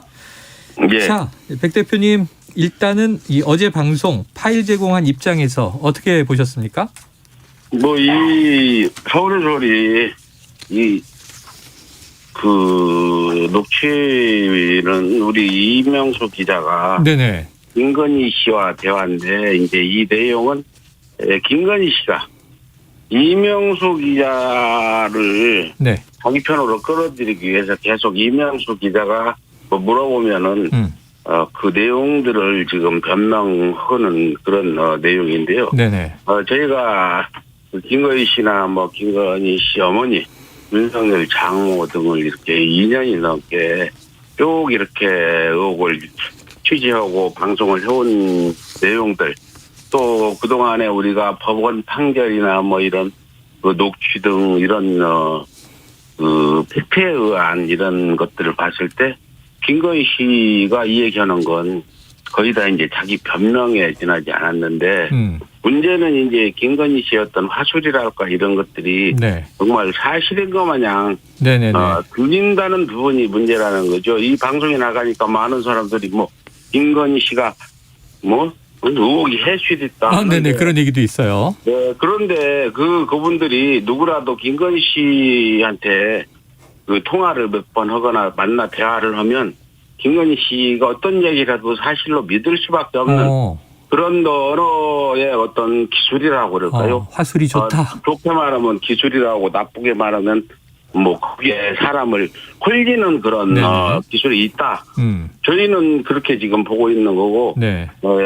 그래서 대한민국 모든 사람들 대다수 많은 사람들이 김건희 씨 의혹이 해소됐다 하는데 그건 일부 그 국민의힘 측을 지지하는 윤석열 후보를 지지하는 사람들의 하나의 그 변명, 강변일 뿐이라 저는 이렇게 봅니다. 네, 자, 어제 MBC 방송에 대해서 백 대표님 괜히 MBC 측에 줬나 보다 답답하다. 오늘 아침에 이렇게 말씀하신 바도 있고 또 어제 저희 제작진하고 직접 통화할 때는 이 전체 원본과 다르게 나갔다 이런 얘기도 하셨고 그럼 어제 방송의 문제점 뭐라고 보시는 거예요? 화술 문제도 있지만. 문제는 그 방송 언론사가 어떤 보도를 할 때 또 방송을 할 때는 제일 그 어떤 충격적인 것을 집중적으로 보도를 해야 되는데 그런 것들이 빠졌다는 거예요. 빠졌다? 네. 예. 뭐 한 가지 예를 들면 김건희 씨가 우리가 그 나중에 그 유튜브 영상을 올렸지만 그 조국 전 장관 정경심 조국 가만히 있었으면 구속까지는 가지 않았을 텐데. 너무 쉽게 말하면 좀 까불어서 그렇게 됐다. 그럼 뭐 그 유튜브들이나 뭐 이제 그 당시 유튜브들보다 언론들이 더 크게 막 수십만 건이란 보도를 하고 그랬다는 게 있었는데 그런 내용 얼마나 충격적이고 나는 그 MBC 스트레이트가 어저께 방송된 중에 제일 충격적인 게 정재미 조국을 자기가 가만히 있었으면 구속 안 됐을 텐데 한 부분이 제일 핵심이라고 보는데 그 부분을 뺐다는 거죠. 아, 그래요. 그래서 지금 우리 이명수 기자를 설득하는 그런 대화, 그 화술 때문에 많은 분들이 그런 것들을 안 보고 하니까 뭐 상당히 우호적인 그런 댓글들도 나오고 있는데 앞으로 서울의 소리는 팩트를 제시해서 김건희 씨의 대화 이 얘기가 얼마나 거짓말인지 이런 부분을 낱낱이 또 국민 여러분한테 알리고 또 지금 대한민국 대통령 그 후보의 부인으로서 검증이거든요. 이건 대통령 후보 집은 숟가락에 몇 개인지까지 국민들한테 낱낱이 검증을 받아야 된다고 저는 보기 때문에 그 대통령 후보 검증 차원 이 차원에서 그 국민들이 김건희 씨의 본질을 알도록 우리가 모든 방법을 동원해서 그렇게 뭐 여러 가지 취재도 하고 해서 알리도록 하겠습니다. 알겠습니다. 자, 어쨌든 지금 뭐 국민 대다수는 어제 지상파에서 방송된 내용 정도 아까 톤다운 됐다 이렇게 좀 얘기하셨는데 그 대목만 보고 알고 있고요. 일부는 또 SNS나 이른바 찌라시를 통해서 또 퍼진 이야기들이 있는데 그건 이제 진위 확인 문제가 있기 때문에 그럼 지금 7시간 분량을 다 들어본 사람은 뭐 아직은 많지 않을 것 같고요. 앞으로 나오겠습니다만 지금 백 대표님은 다 들어보셨잖아요. 또 파일도 직접 이제 제공을 하신 입장이니까 그럼 백 대표님이 보시기에 지금 이제 윤석열 후보의 배우자 김건희 씨 뭐 어떤 사람이라고 느끼신 겁니까? 저도 이제 굉장히 충격적인데 우리 임명숙 기자가 서울의 소리 기자회견을 밝히고 7월 6일 작년 7월 6일이더군요. 7월 6일 날 처음으로 통화를 했는데 네네네. 신분 밝히고 통화했죠. 서울의 소리 임명숙 기자는 하고 그러니까 저 지금 전화 못 받아 굉장히 뭐라 할까 들을 때는 예의 바른 목소리로 그렇게 통화를 했는데 아니 갑자기 어떻게 대화가 이어지더니 20분을 통화를 한 거예요. 네네네. 첫 통화에서 처음에 전화 못 받는다 하더니 그렇게 해가지고 이제 7월 6일 날 그렇게 했는데 7월 12일 날 이제 한 6일 지나서 또 이제 통화가 이루어지게 됐어요. 그랬는데 통화가 이루어지는 그 6일 동안에 어떤 생각을 했는지 모르겠어요. 물론 뭐 전화가 왔으니까 서울의 소리 윤석열 일가를 응징하는 서울의 소리 매주 뭐 한 번 두 번 자기 집안 사람들 그렇게 검증하고 뭐 비판하고 비난까지 하고 이런 사람들이 전화가 왔으니까 곰곰이 생각해 봤겠죠. 근데 두 번째 전화부터 우리 서울의 기자를 어떻게 자기 편으로 끌어들이려는 그런 그 제의 같은 거 그런 뉘앙스를 풍기는 대화를 했었다. 그래서 김건희 씨는 서울의 소리 기자가 김건희 씨를 취재하는 거 아니라 김건희 씨가 서울의 소리 임명수 기자를 통해서 자기 궁금증을 해소하려는 과연 정대택 회장이랑 서울의 소리 백은종 그 기자가 어떤 일들을 벌이고 있는지 이런 궁금증 이걸 지금 뭐 좀 알려고 접근했다 이렇게 저는 7시간 넘게 이거 들으면서 그게 뭐 한두 번이 아니니까요. 그래서 굉장히 노력을 했구나 김건희 씨가 이명수 기자 접근해서 뭔가를 얻어내려는 그런 노력이 굉장히 집요했다 이렇게 보고 있습니다. 백 대표님의 이제 7시간 듣고 나서의 이제 짐작도 말씀해 주셨어요. 지금 여기 스튜디오에는 이제 이 야권의 이 윤석열 후보 선대본 김병민 대변인도 나와 계신데 김 대변인 뭐 혹시 궁금하신 거 있습니까? 안녕하세요 대표님. 어제 MBC 보도를 지켜보면서 많은 국민들께서 이 선거를 얼마 남기지 않는 상황에 정치적 목적이 있는 것 아니냐 이런 의구심을 갖고 있기도 합니다. 우리 백 대표님은 윤석열 후보에 대해서 개인적인 감정이나 굉장히 좀 윤석열 후보를 싫어하는 마음을 갖고 계십니까? 싫어하는 마음이 아니라 윤석열 후보가 옳고 그름을 따질 때 윤석열 후보가 2008년 김건희 씨와 동거하면서부터 시작돼가지고 정대태 회장이 낱낱이 윤석열 후보한테 일일이 내용증도 보내면서 김건희 씨 어머니 최은순 씨의 그런 잘못된 부분들을 일렀지만 윤석열 현 후보가 심지어 정대태 씨는 우리 장모님을 쫓아다니는 그런 정신병자 같은 사람이라는 얘기도 했습니다. 그래서 이미 윤석열 후보는 김건희 씨 어머니 최은순 지금 현재 2번 재판 과정에서 4년 실형을 받은 최은순 씨의 잘못을 알고 있었고 그러면서도 얼마 전까지만 해도 우리 장모는 10원 받지 않았다. 이렇게 하다가 실형을 받았음에도 지금 국민의힘 측에서는 그 부분은 이런 방구 사과 한마디 한 일이 없다. 저는 이렇게 보고 있어서 윤석열 씨의 감정이 아니라 제가 왜 윤석열하고 사적인 감정이 있겠습니까? 공적으로 윤석열 씨가 잘못했기 때문에 원래 서울의 소리는 옳고 그름을 따지는 응징 언론으로서 대한민국의 검사 적폐 검사들의 잘못을 방송에서 폭로하고 그 부분을 바로잡으려 노력은 뿐이다 이렇게 보겠습니다. 제가 이 얘기를 드린 이유가 심평 변호사가 얼마 전에 이 대표님으로부터 받았다는 문자를 얘기를 하면서 심평 씨 양아치 윤석열이 지지하다니 기가 막히군요라는 문자를 보냈다는 기사 보도가 된 적이 있습니다. 그러니까 이런 인식이면 대통령 후보자에 대한 객관적인 검증보다는 특정 후보자에 대한 사적 감정으로 낙선에 이르게 할 목적으로 이 같은 행동들을 한 것 아니냐라는 비판이 쏟아질 여지들이 있는데요. 이재명 후보 그리고 윤석열 후보 더 나아가서 안철수 후보 등 대한민국의 국민들을 위한 언론이라면 후보에 대한 객관적인 검증이 중요한 것이지 사적인 감정 혹은 선입견에 사로잡혀서는 안 된다는 지적도 있는데는 어떻게 생각하십니까? 예, 심평 변호사 얘기 나왔으니까요. 잘 됐는 저는 윤석열 후보한테 양아치라는 건 지금 방송 때마다 하고 저는 양아치에는 부를 방법이 없어서 그렇게 부르고 심평 변호사 문자 부분은 심평 씨는 저희 서울의 소리를 와가지고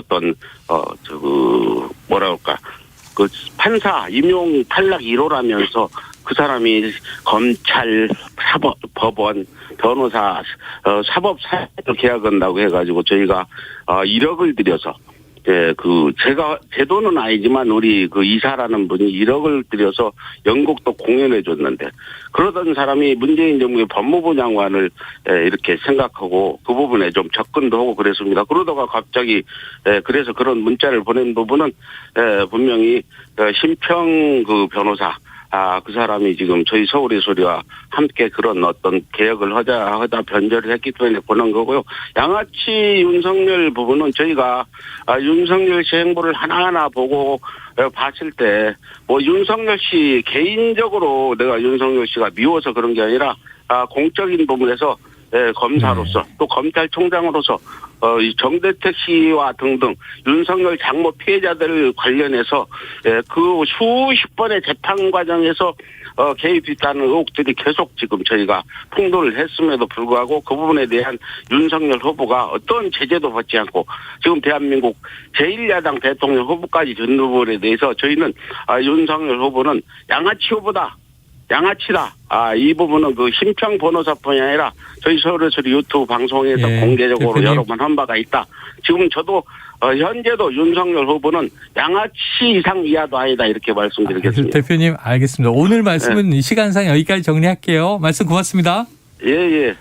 자 지금까지 백은종 서울의 소리 대표였는데 제가 한마디 좀 드릴 수밖에 없는 게요. 우선 김병민 우리 대변인께서 이제 문자 일부를 이제 인용해서 말씀하시는 과정에서 방송 부적절 용어가 끝까지 너무 여러 번 나와서 점심시간 지나고 듣고 계신 청취자 여러분도 많이 놀라셨을 거예요. 저도 깜짝 놀라고 있었어요. 들으셨던 양해를 바랍니다. 청취자분들께서 충분히 이해하셨을 거라고 생각합니다.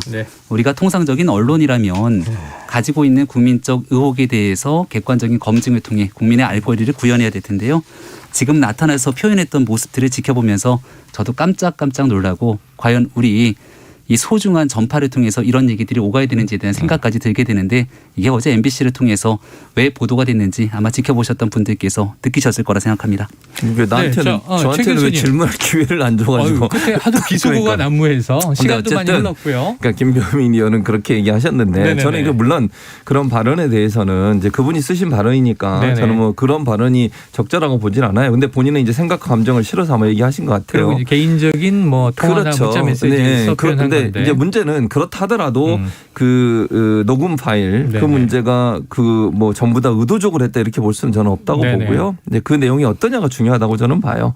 아마 이제 그 백은정 대표 입장에서는 본인이 이걸 다 듣고 나서 이제 그런 생각이 들어서 그렇게 발언을 네. 하신 것 같은데 또 이제 질문이 아까 김병민 대변인이 질문을 네네네네. 그렇게 하다 보니까 이제 답변이 이렇게 나갈 수밖에 없어서 신모 변호사를 이제 얘기하다 보니까 이렇게 된 거니까 그게 뭐 그분이 그렇게 얘기했으니까 이 녹음 파일 자체가 다 잘못됐다 이렇게 얘기하는 건 너무 비하기 뭐 크다고 보여지고요. 중요한 건 어떤 말을 했냐가 중요해요. 김건희 씨가 어떤 발언을 했고 그 발언이 국민한테 어떻게 들려질 거냐 하는 부분이 제일 중요하다고 저는 봅니다. 네, 흥미로운 대목은 이명수 기자랑 처음 통화할 때 처음에 이제 바빠서 못 받는다고 하다가 한 20분 가까이 통화 이어질 때 이 김건희 씨가 서울의 소리를 잘 인지하고 계시더라고요. 네. 심지어 이제 검찰총장 청문회 때는 우리 도와줬는데. 윤 후보를 도와줬다.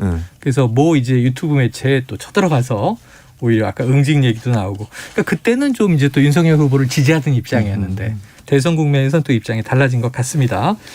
자, 그럼 여기서 한번 그 뭐 아까 여러 가지를 얘기 주셨지만 김건희 씨가 윤 후보의 선거 캠프 운영에 일정 부분 개입하는 듯한 발언을 했다. 육성으로 한번 듣고 와서 쪼개서 두 분 입장을 들어보겠습니다. 우리가 되면 명수 씨는 좋지. 네. 개인적인 이득은 많지. 우리 남편 대통령이면 동생이 제일 득볼지 뭘 그래. 이재명 된다고 동생 챙겨줄 것 같아? 어른도 없어. 누나한테 가면 얼마 주는 거야? 원래 의논해봐야지. 명수가 하는 만큼 줘야지. 잘하면 뭐 1억도 줄 수 있지. 네, 자. 1억도 줄 수 있지. 일부에서 이제 기자평론가 나와서 이 대목이 좀 제일 문제가 될 대목이다. 이렇게 또 이제 지적해 주시기도 했어요. 기자가 자신에게 유리한 방향의 보도를 이제 요청하거나 구체적 보수를 거론하면서 대선 캠프 합류를 타진하는 등 이른바 이제 캠프 운영에 실세 역할을 한 거 아니냐 이런 논란인데 최 교수님, 이 대목은 문제가 됩니까? 문제가 되죠, 당연히. 아까 제가 말씀드렸지만 김병민 대변인도 돈 안 받고 봉사하잖아요, 지금. 그렇죠. 그렇게 해야 돼요. 근데 1억을 주겠다고 얘기하면 저는 안 된다고. 이건 공직선거법 위반이에요. 물론 이제 실행은 안 됐지만 이런 발언과 생각을 갖는 것 자체가 문제라는 거예요. 그럼 이분이 그러니까 실제 뭐 예를 들어서 비선이나 뒤로 예를 들어서 도와주는 사람한테 이런 행동을 했을 가능성을 배제할 수 없는 거잖아요. 물론 확인된 건 아무것도 없습니다. 그분이 했는지 안 했는지 모르겠어요. 그냥 강의를 30분 하고 105만 원 받았다. 네, 그 정도만 지금 그거는 확인도 됐고요. 그래서 이런 발언 자체가 저는 문제라고 보고 또 하나는 윤석열 후보가 뭐라고 얘기했습니까? 본인 부인 되신 김건희 씨는 정치 잘 모르고 관심도 없고 개입하려고 하지도 않는다. 대선 나가는 거 싫어했다라고 표현하지 않았나요? 근데 실제 보면 대선의 여러 가지 그 인선 문제나 이런 문제까지 개입했다고 볼 수밖에 없는 뉘앙스예요. 이런 발언들을 보면 뭐 대선 그 캠프가 엉망이다. 그 캠프 다시 차려야 되겠는데 어떻게 하면 좋겠냐. 다시 꾸며야 되겠는데 네가 와서 좀 도와달라. 뭐 도와주면 돈 1억 주겠다. 이런 식의 발언을 한다고 하는 것은 이분이 처음 이제 대선 후보로 윤석열 후보가 나온 후부터 지속적으로 캠프에 영향을 미치지 않았나 하는 의혹이 생길 수밖에 없어요. 발언 내용만 보면. 그러면 과연 김건희 씨가 비선이라고 얘기하는 게 과연 지나친 얘기인가. 물론 그분이 어느 정도 개입했는지 아무도 모릅니다. 저는 모릅니다만 어제 그 녹취의 내용만 보면 충분히 그런 개연성이 있을 가능성이 높다는 거죠. 이렇게 되면 선대본부가 정상적으로 작동하는데 옆에서 누군가가 들어오게 되고 그분이 영향력을 행사해서 선대본부를 움직인다고 하면 이거는 큰 문제예요. 아주 큰 문제고 이런 부분이 오래되면 오래될수록 사실 선대본부가 제대로 작동이 안 되는 거거든요. 그래서 저는 이거는 이분이 왜 이런 말을 했는지 그리고 이 부분에 대해서는 국민의힘도 사과한다고 저는 봅니다. 국민 앞에 이거 아니라고 뭐 해명을 하든지 안 그렇다고 하면 이 문제는 상당히 심각한 문제가 될 수도 있어요. 자, 관련해서 지금 저희가 일부에서는 요 녹취 공개에 대해서 민주당은 왜 침묵하는가 반응이 없는가 그 얘기를 했는데 조금 전에 이제 오전에 민주당의 김우영 대변인의 오늘 오전 브리핑에서 이런 대목이 나와서 여기 같이 붙여서 말씀을 드리죠. 뭐 이 민주당 김우영 대변인 김건희 씨는 기자에게 구체적인 금액을 언급하면서 매수 의사성 발언을 했다. 이게 공직선거법 제113조 1항은 후보자와 배우자는 기부 행위를 할 수 없다고 밝혔다. 이렇게 돼 있고요. 그 나머지 뭐 미투랑 다른 얘기들도 있는데 우선 요 1억 대목과 관련해서 이제 이런 논평까지는 나왔네요. 자, 김 대변인님 말씀해 주세요. 어제 저는 그 방영된 내용을 보니까 7월 달에 있는 메시지랑 그 이후에 가을에 있었던 메시지를 막 섞어서 얘기를 하더라고요. 왔다 갔다 얘기를 하게 되는데. 원래는 7월부터 12월까지의 50여 차례 있는 통화인데 내용인데 처음에 통화를 하면서 우리 캠프 와서 좀 도와줘라고 얘기를 했던 도와주세요라고 했던 게 7월인 것 같아요. 제가 윤석열 후보를 처음 만났던 게 7월 한 말 정도가 됩니다. 입당이 그때였죠. 입당이 7월 말이죠. 그 7월 말이었죠. 그 전에 입당 한 일주일 정도 전에 국민 캠프를 출범시키게 되는데 맞아요. 그 전에 6월 29일 윤석열 후보가 정치 참여 선언했을 때는 정당에 소속돼 있지도 않고 특정한 정치 세력이 없는 말 그대로 단기 필마 윤석열 후보 혼자 있었던 거예요. 주변에 단 몇 명 사람만 있었을 뿐. 근데 6월 29일 정치 출마, 정치 참여 선언을 하고 캠프가 잘 돌아가지 않는다라고 하는 여러 비판적 목소리가 많았고 그 당시 특히 공보라든지 정말 좀 바꿔야 된다는 측면이 있었기 때문에 그럼 당연히 가족이 나서서 주변에 좋은 사람들이 있으면 함께하자고 제안하는 건 매우 당연한 일입니다. 그렇게 출범된 국민 캠프가 정식적인 역할들을 짜고 난 다음에는 뭔가 사적으로 뒤에서 돌아가고 있는 공적 영역을 침해하게 된다면 그게 문제가 될 수 있겠지만 제가 7월 달에 참여하고 나서 거의 매일같이 윤석열 후보랑 같이 얼굴을 마주하고 소통하면서 지내는데 다른 내용들이 개입되는 부분들 확인하기 어려운 측면들이 너무 많죠. 여기에 나왔던 그 뒤로 1억 얘기 운운이 나왔던 거는 한참 뒤의 얘기인데 이미 그때 맥락을 보면은 기자와 취재를 하게 되는 관계가 아니라 누나 동생입니다. 누나 동생. 웃으면서 막 얘기를 하고 뭐 해줄 거야 어떤 거 할 수 있어 이런 얘기들을 하게 되는 과정들이 있었고요. 실제로 서울의 소리에서 제대로 월급을 받지 못한다라는 얘기들까지 나오고 있는 상황 아니겠습니까?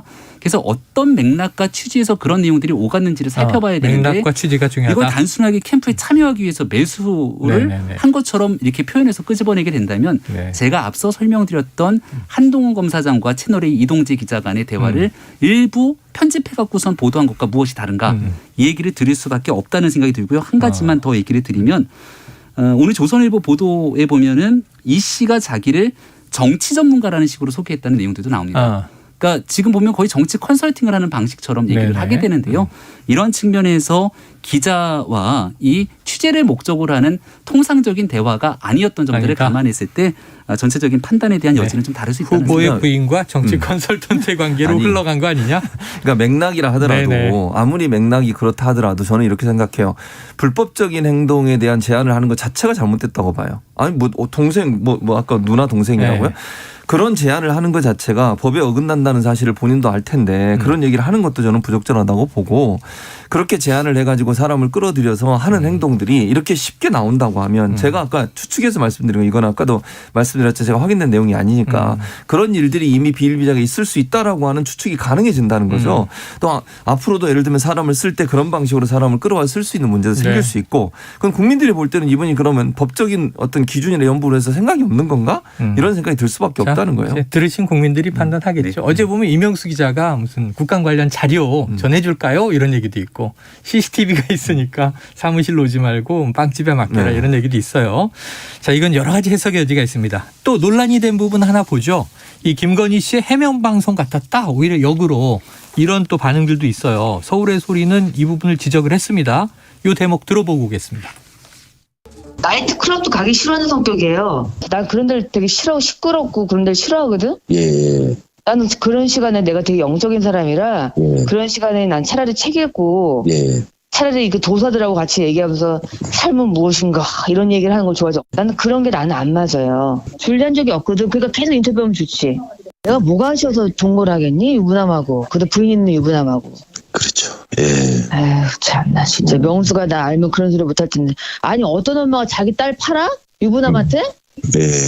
내가 어디 가서 뭐 왔다 갔다 굴러다니는 애도 아니고 명수 같으면 자기 딸 저기 그렇게 할 수 있어? 저번에 검사랑 체코 놀러 간 거 있잖아. 그거 그때 사진을 제보 받았나 봐 얘들이. 사진을 받았다고? 입수하면 어때? 상관없는데? 그거 우리 다 저기 패키지 여행으로 놀러 간 거라. 오히려 더 좋지. 사람들은 다 같이 찍은 건데. 아 그래요? 그리고 사모님 다 아는데 사모님이 원래 가려고 했다가 사모님이 미국 일정 때문에 못 간 거야. 네, 요 대목을 듣고는 오히려 뭐 줄리 논란이라든가 그 이후에 뭐 이제 동거설 등 깔끔하게 해명됐다 이런 의견도 어제 적잖게 나왔어요. 또 예전에 KBS 홍사훈 기자와 양 검사 인터뷰 요거는 또 배치되는 해명이다 이런 반론도 있어요.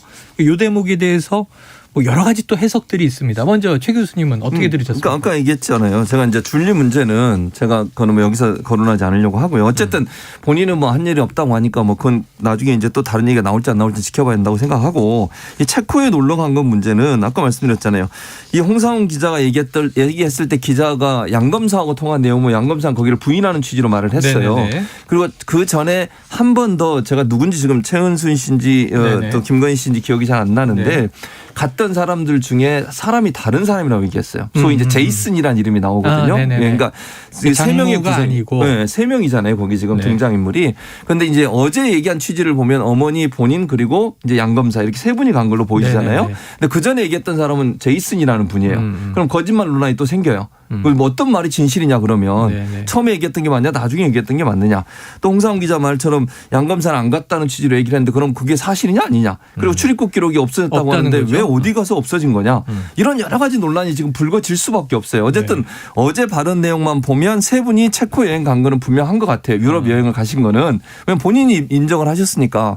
원래 이제 패키지 여행으로 가려고 했는데 본인 이제 그 양 검사 부인 되시는 분이 급한 일이 있어서 못 가고 3시만 갔다 이런 얘기잖아요. 결국은.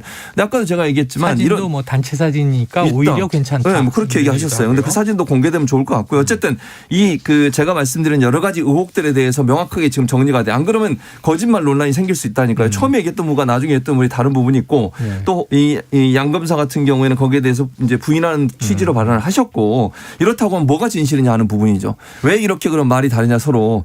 또 하나는 아까 말씀드린 것처럼 패키지 여행을 물론 뭐 네 분이 가시려고 했다가 한 분이 못 가서 세 분이 갈 수도 있겠죠.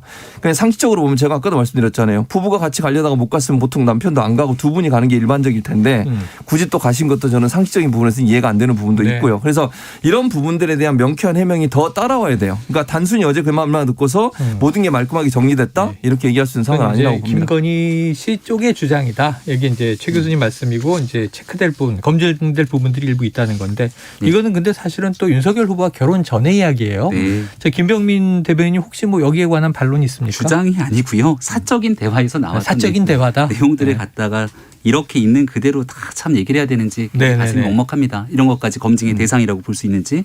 앞서 이제 백은종 대표 얘기를 보니까 이런 내용들을 토대로 김건희 대표에 관련된 의혹들이 해명된 것에 대해서 굉장히 불편해하는 마음을 막 오히려 해명됐다는 얘기가 있다. 그러면서 네. 화술에 대한 얘기를 하게 됩니다. 맞아요. 이 화술 때문에 뭔가 넘어가는 것 아니냐. 네. 그러니까 한쪽 내용에서 본인들이 생각했던 것처럼 진행이 되지 않으니까 네. 여론이 조성되지 않는 측면에 대해서는 김건희 대표의 말을 얘기를 하게 됩니다.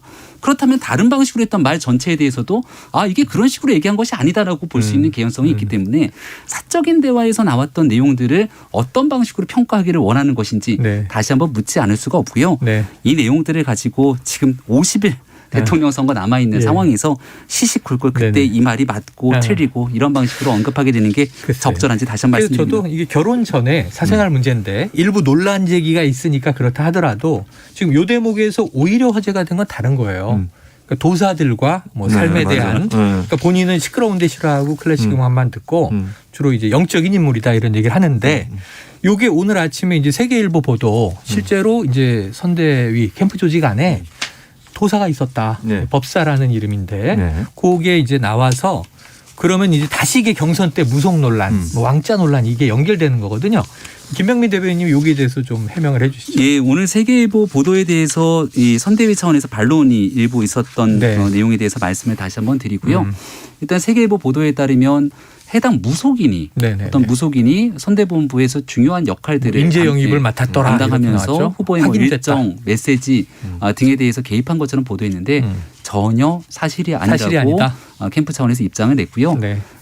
관련된 이제 선대본부 내에서 여러 조직들이 있게 될 텐데 거기에 수많은 사람들이 왔다 갔다 하는 과정 속에서 일부 다녀갔는지는 모르겠습니다만은 세계일보가 보도하고 있는 것처럼 선대본부의 중요한 직책을 맡아서 후보의 일정 메시지 등에 관여한 사실이 없다고 분명하게 밝힙니다. 알겠습니다. 그러니까 세계일보는 현재는 이런 입장인 것 같아요. 그러니까 지금 말씀하신 거가 아니고 세계일보 입장은 그분이 인사에 관여를 했고 예를 들면 선거 캠프에 들어오고 또 하나는 그걸 넘어서서 뭐 여러 가지 일정이나 메시지까지 관리하다 보니까 내부적으로 불만이 있었다는 게 세계일보의 보도 내용이에요. 여기서도 불만이 나왔다. 그렇죠. 그러니까 국민의힘에서 그렇게 지금 반발을 했으니 이제 세계일보는 더 취재할 거예요. 그러니까 그게 사실인지 아닌지. 논란이 있으니까. 그렇죠. 사실관계 확인해서 이제 다른 자료를 또 내겠죠. 근데 그건 좀 지켜봐야 될 것 같습니다. 알겠습니다. 오늘 뜨거웠습니다. 이게 이슈가 이슈인지라.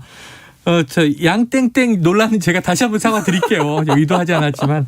자, 오늘 김병민 대변인, 최진봉 교수와 함께 주간 이슈 먼데이 함께했습니다. 고맙습니다. 감사합니다. Splish splash, I was taking a bath. Long about a Saturday night.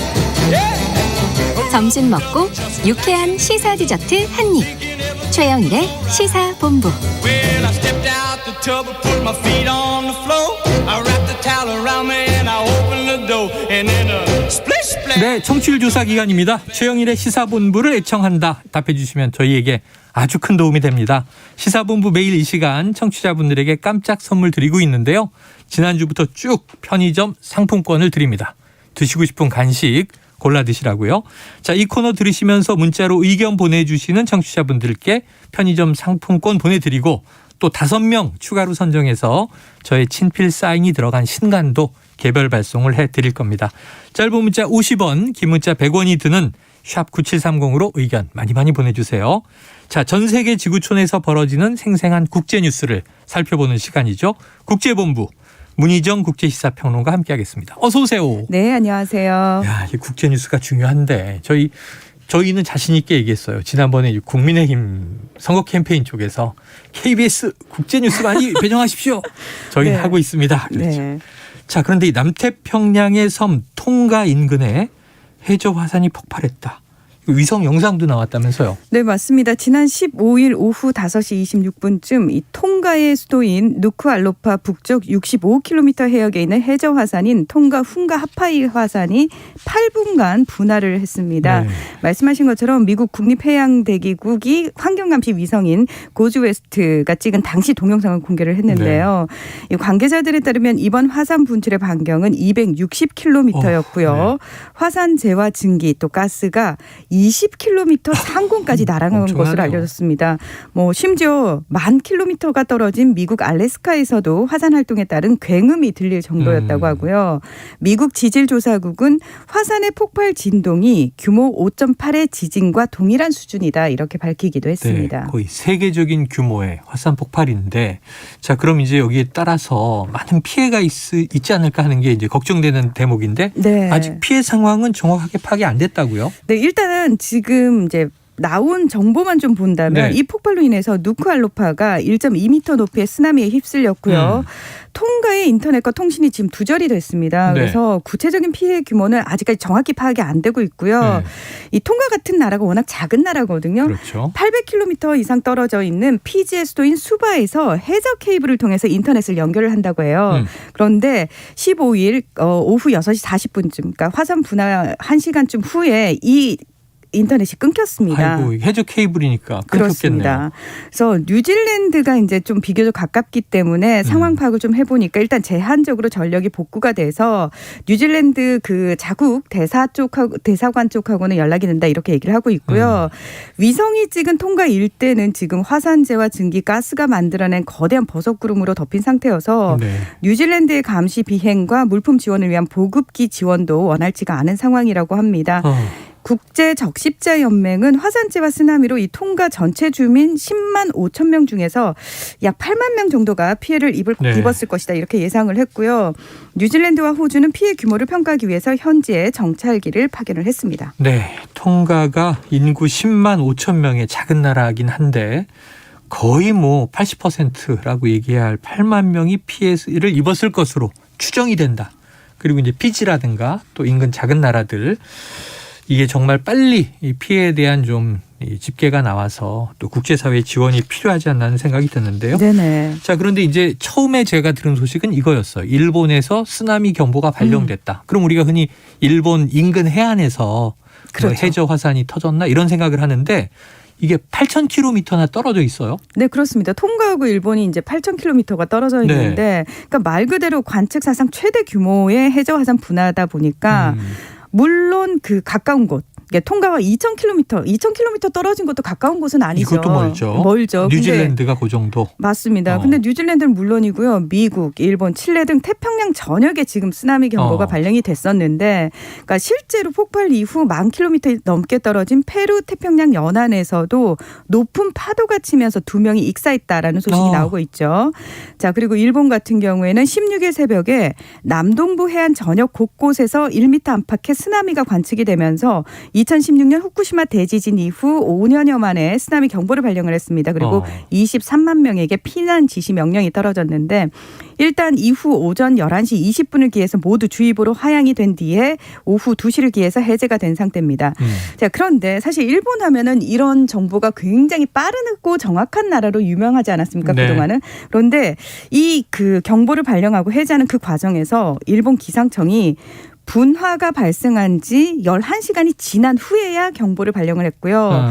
뭐 최고 3m의 쓰나미가 닥칠 것으로 예상을 내놨습니다. 그런데 실제로 1m 20cm로 오차가 굉장히 컸어요. 그러니까 이런 부분과 관련해서 이거는 일본 기상청이 제대로 분석하지 못했다. 이런 비판이 또 쏟아지기도 했습니다. 네.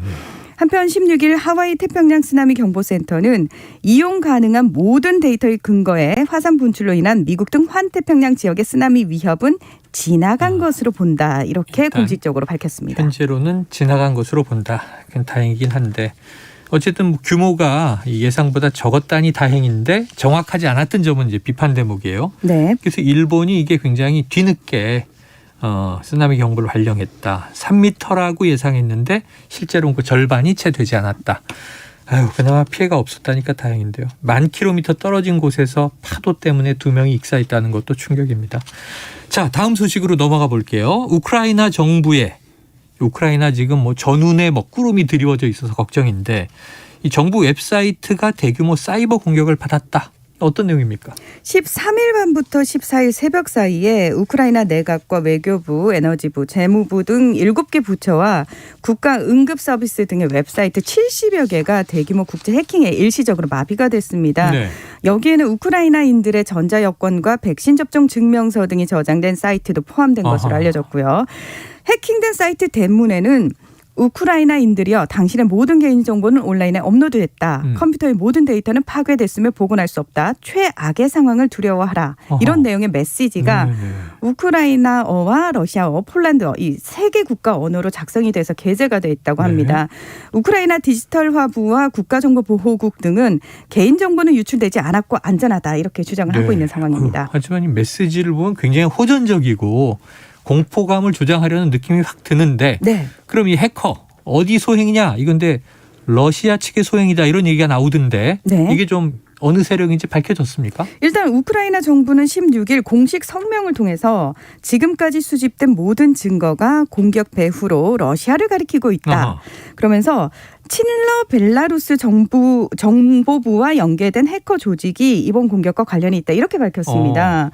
그 근거로 이번 해킹에 쓰인 악성 소프트웨어가 러시아 정보부와 연계된 해커 조직 ATP29 이 조직이 있거든요.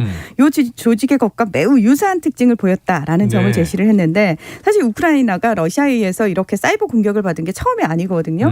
2015년과 2016년에도 이 사이버 공격으로 의심되는 대규모 정전 사태가 있었는데 이때도 우크라이나 정부는 당시 공격의 배후로 러시아를 지목한 바 있습니다.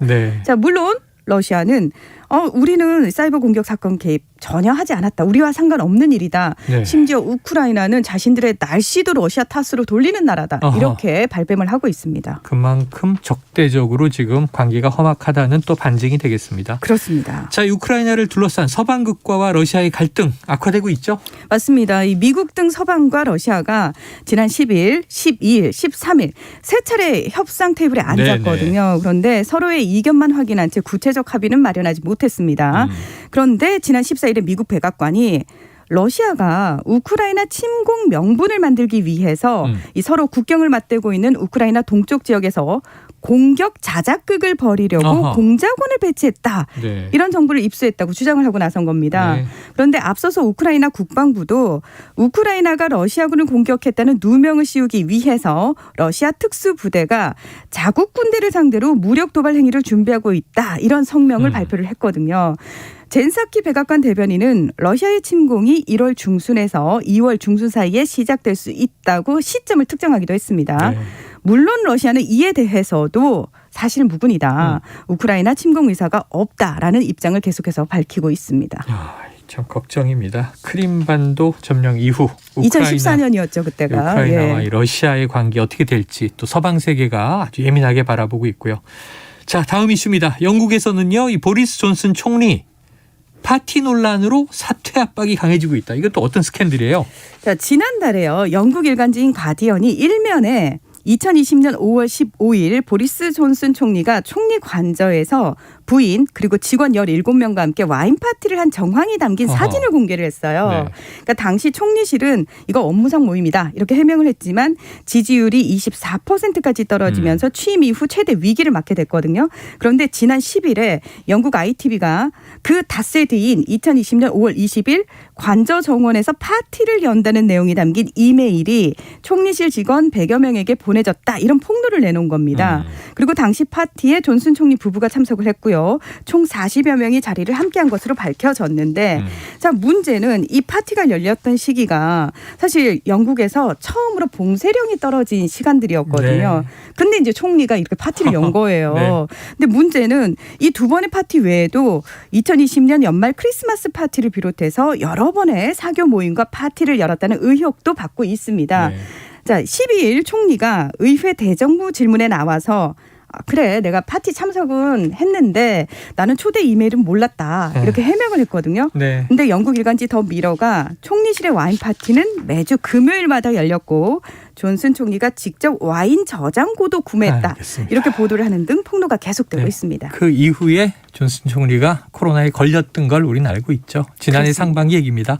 자, 오늘도 문희정 국제시사평론가와 국제본부 함께했습니다. 고맙습니다. 네, 고맙습니다. 예, 최영일의 시사본부 오늘 준비한 소식 여기까지입니다. 편의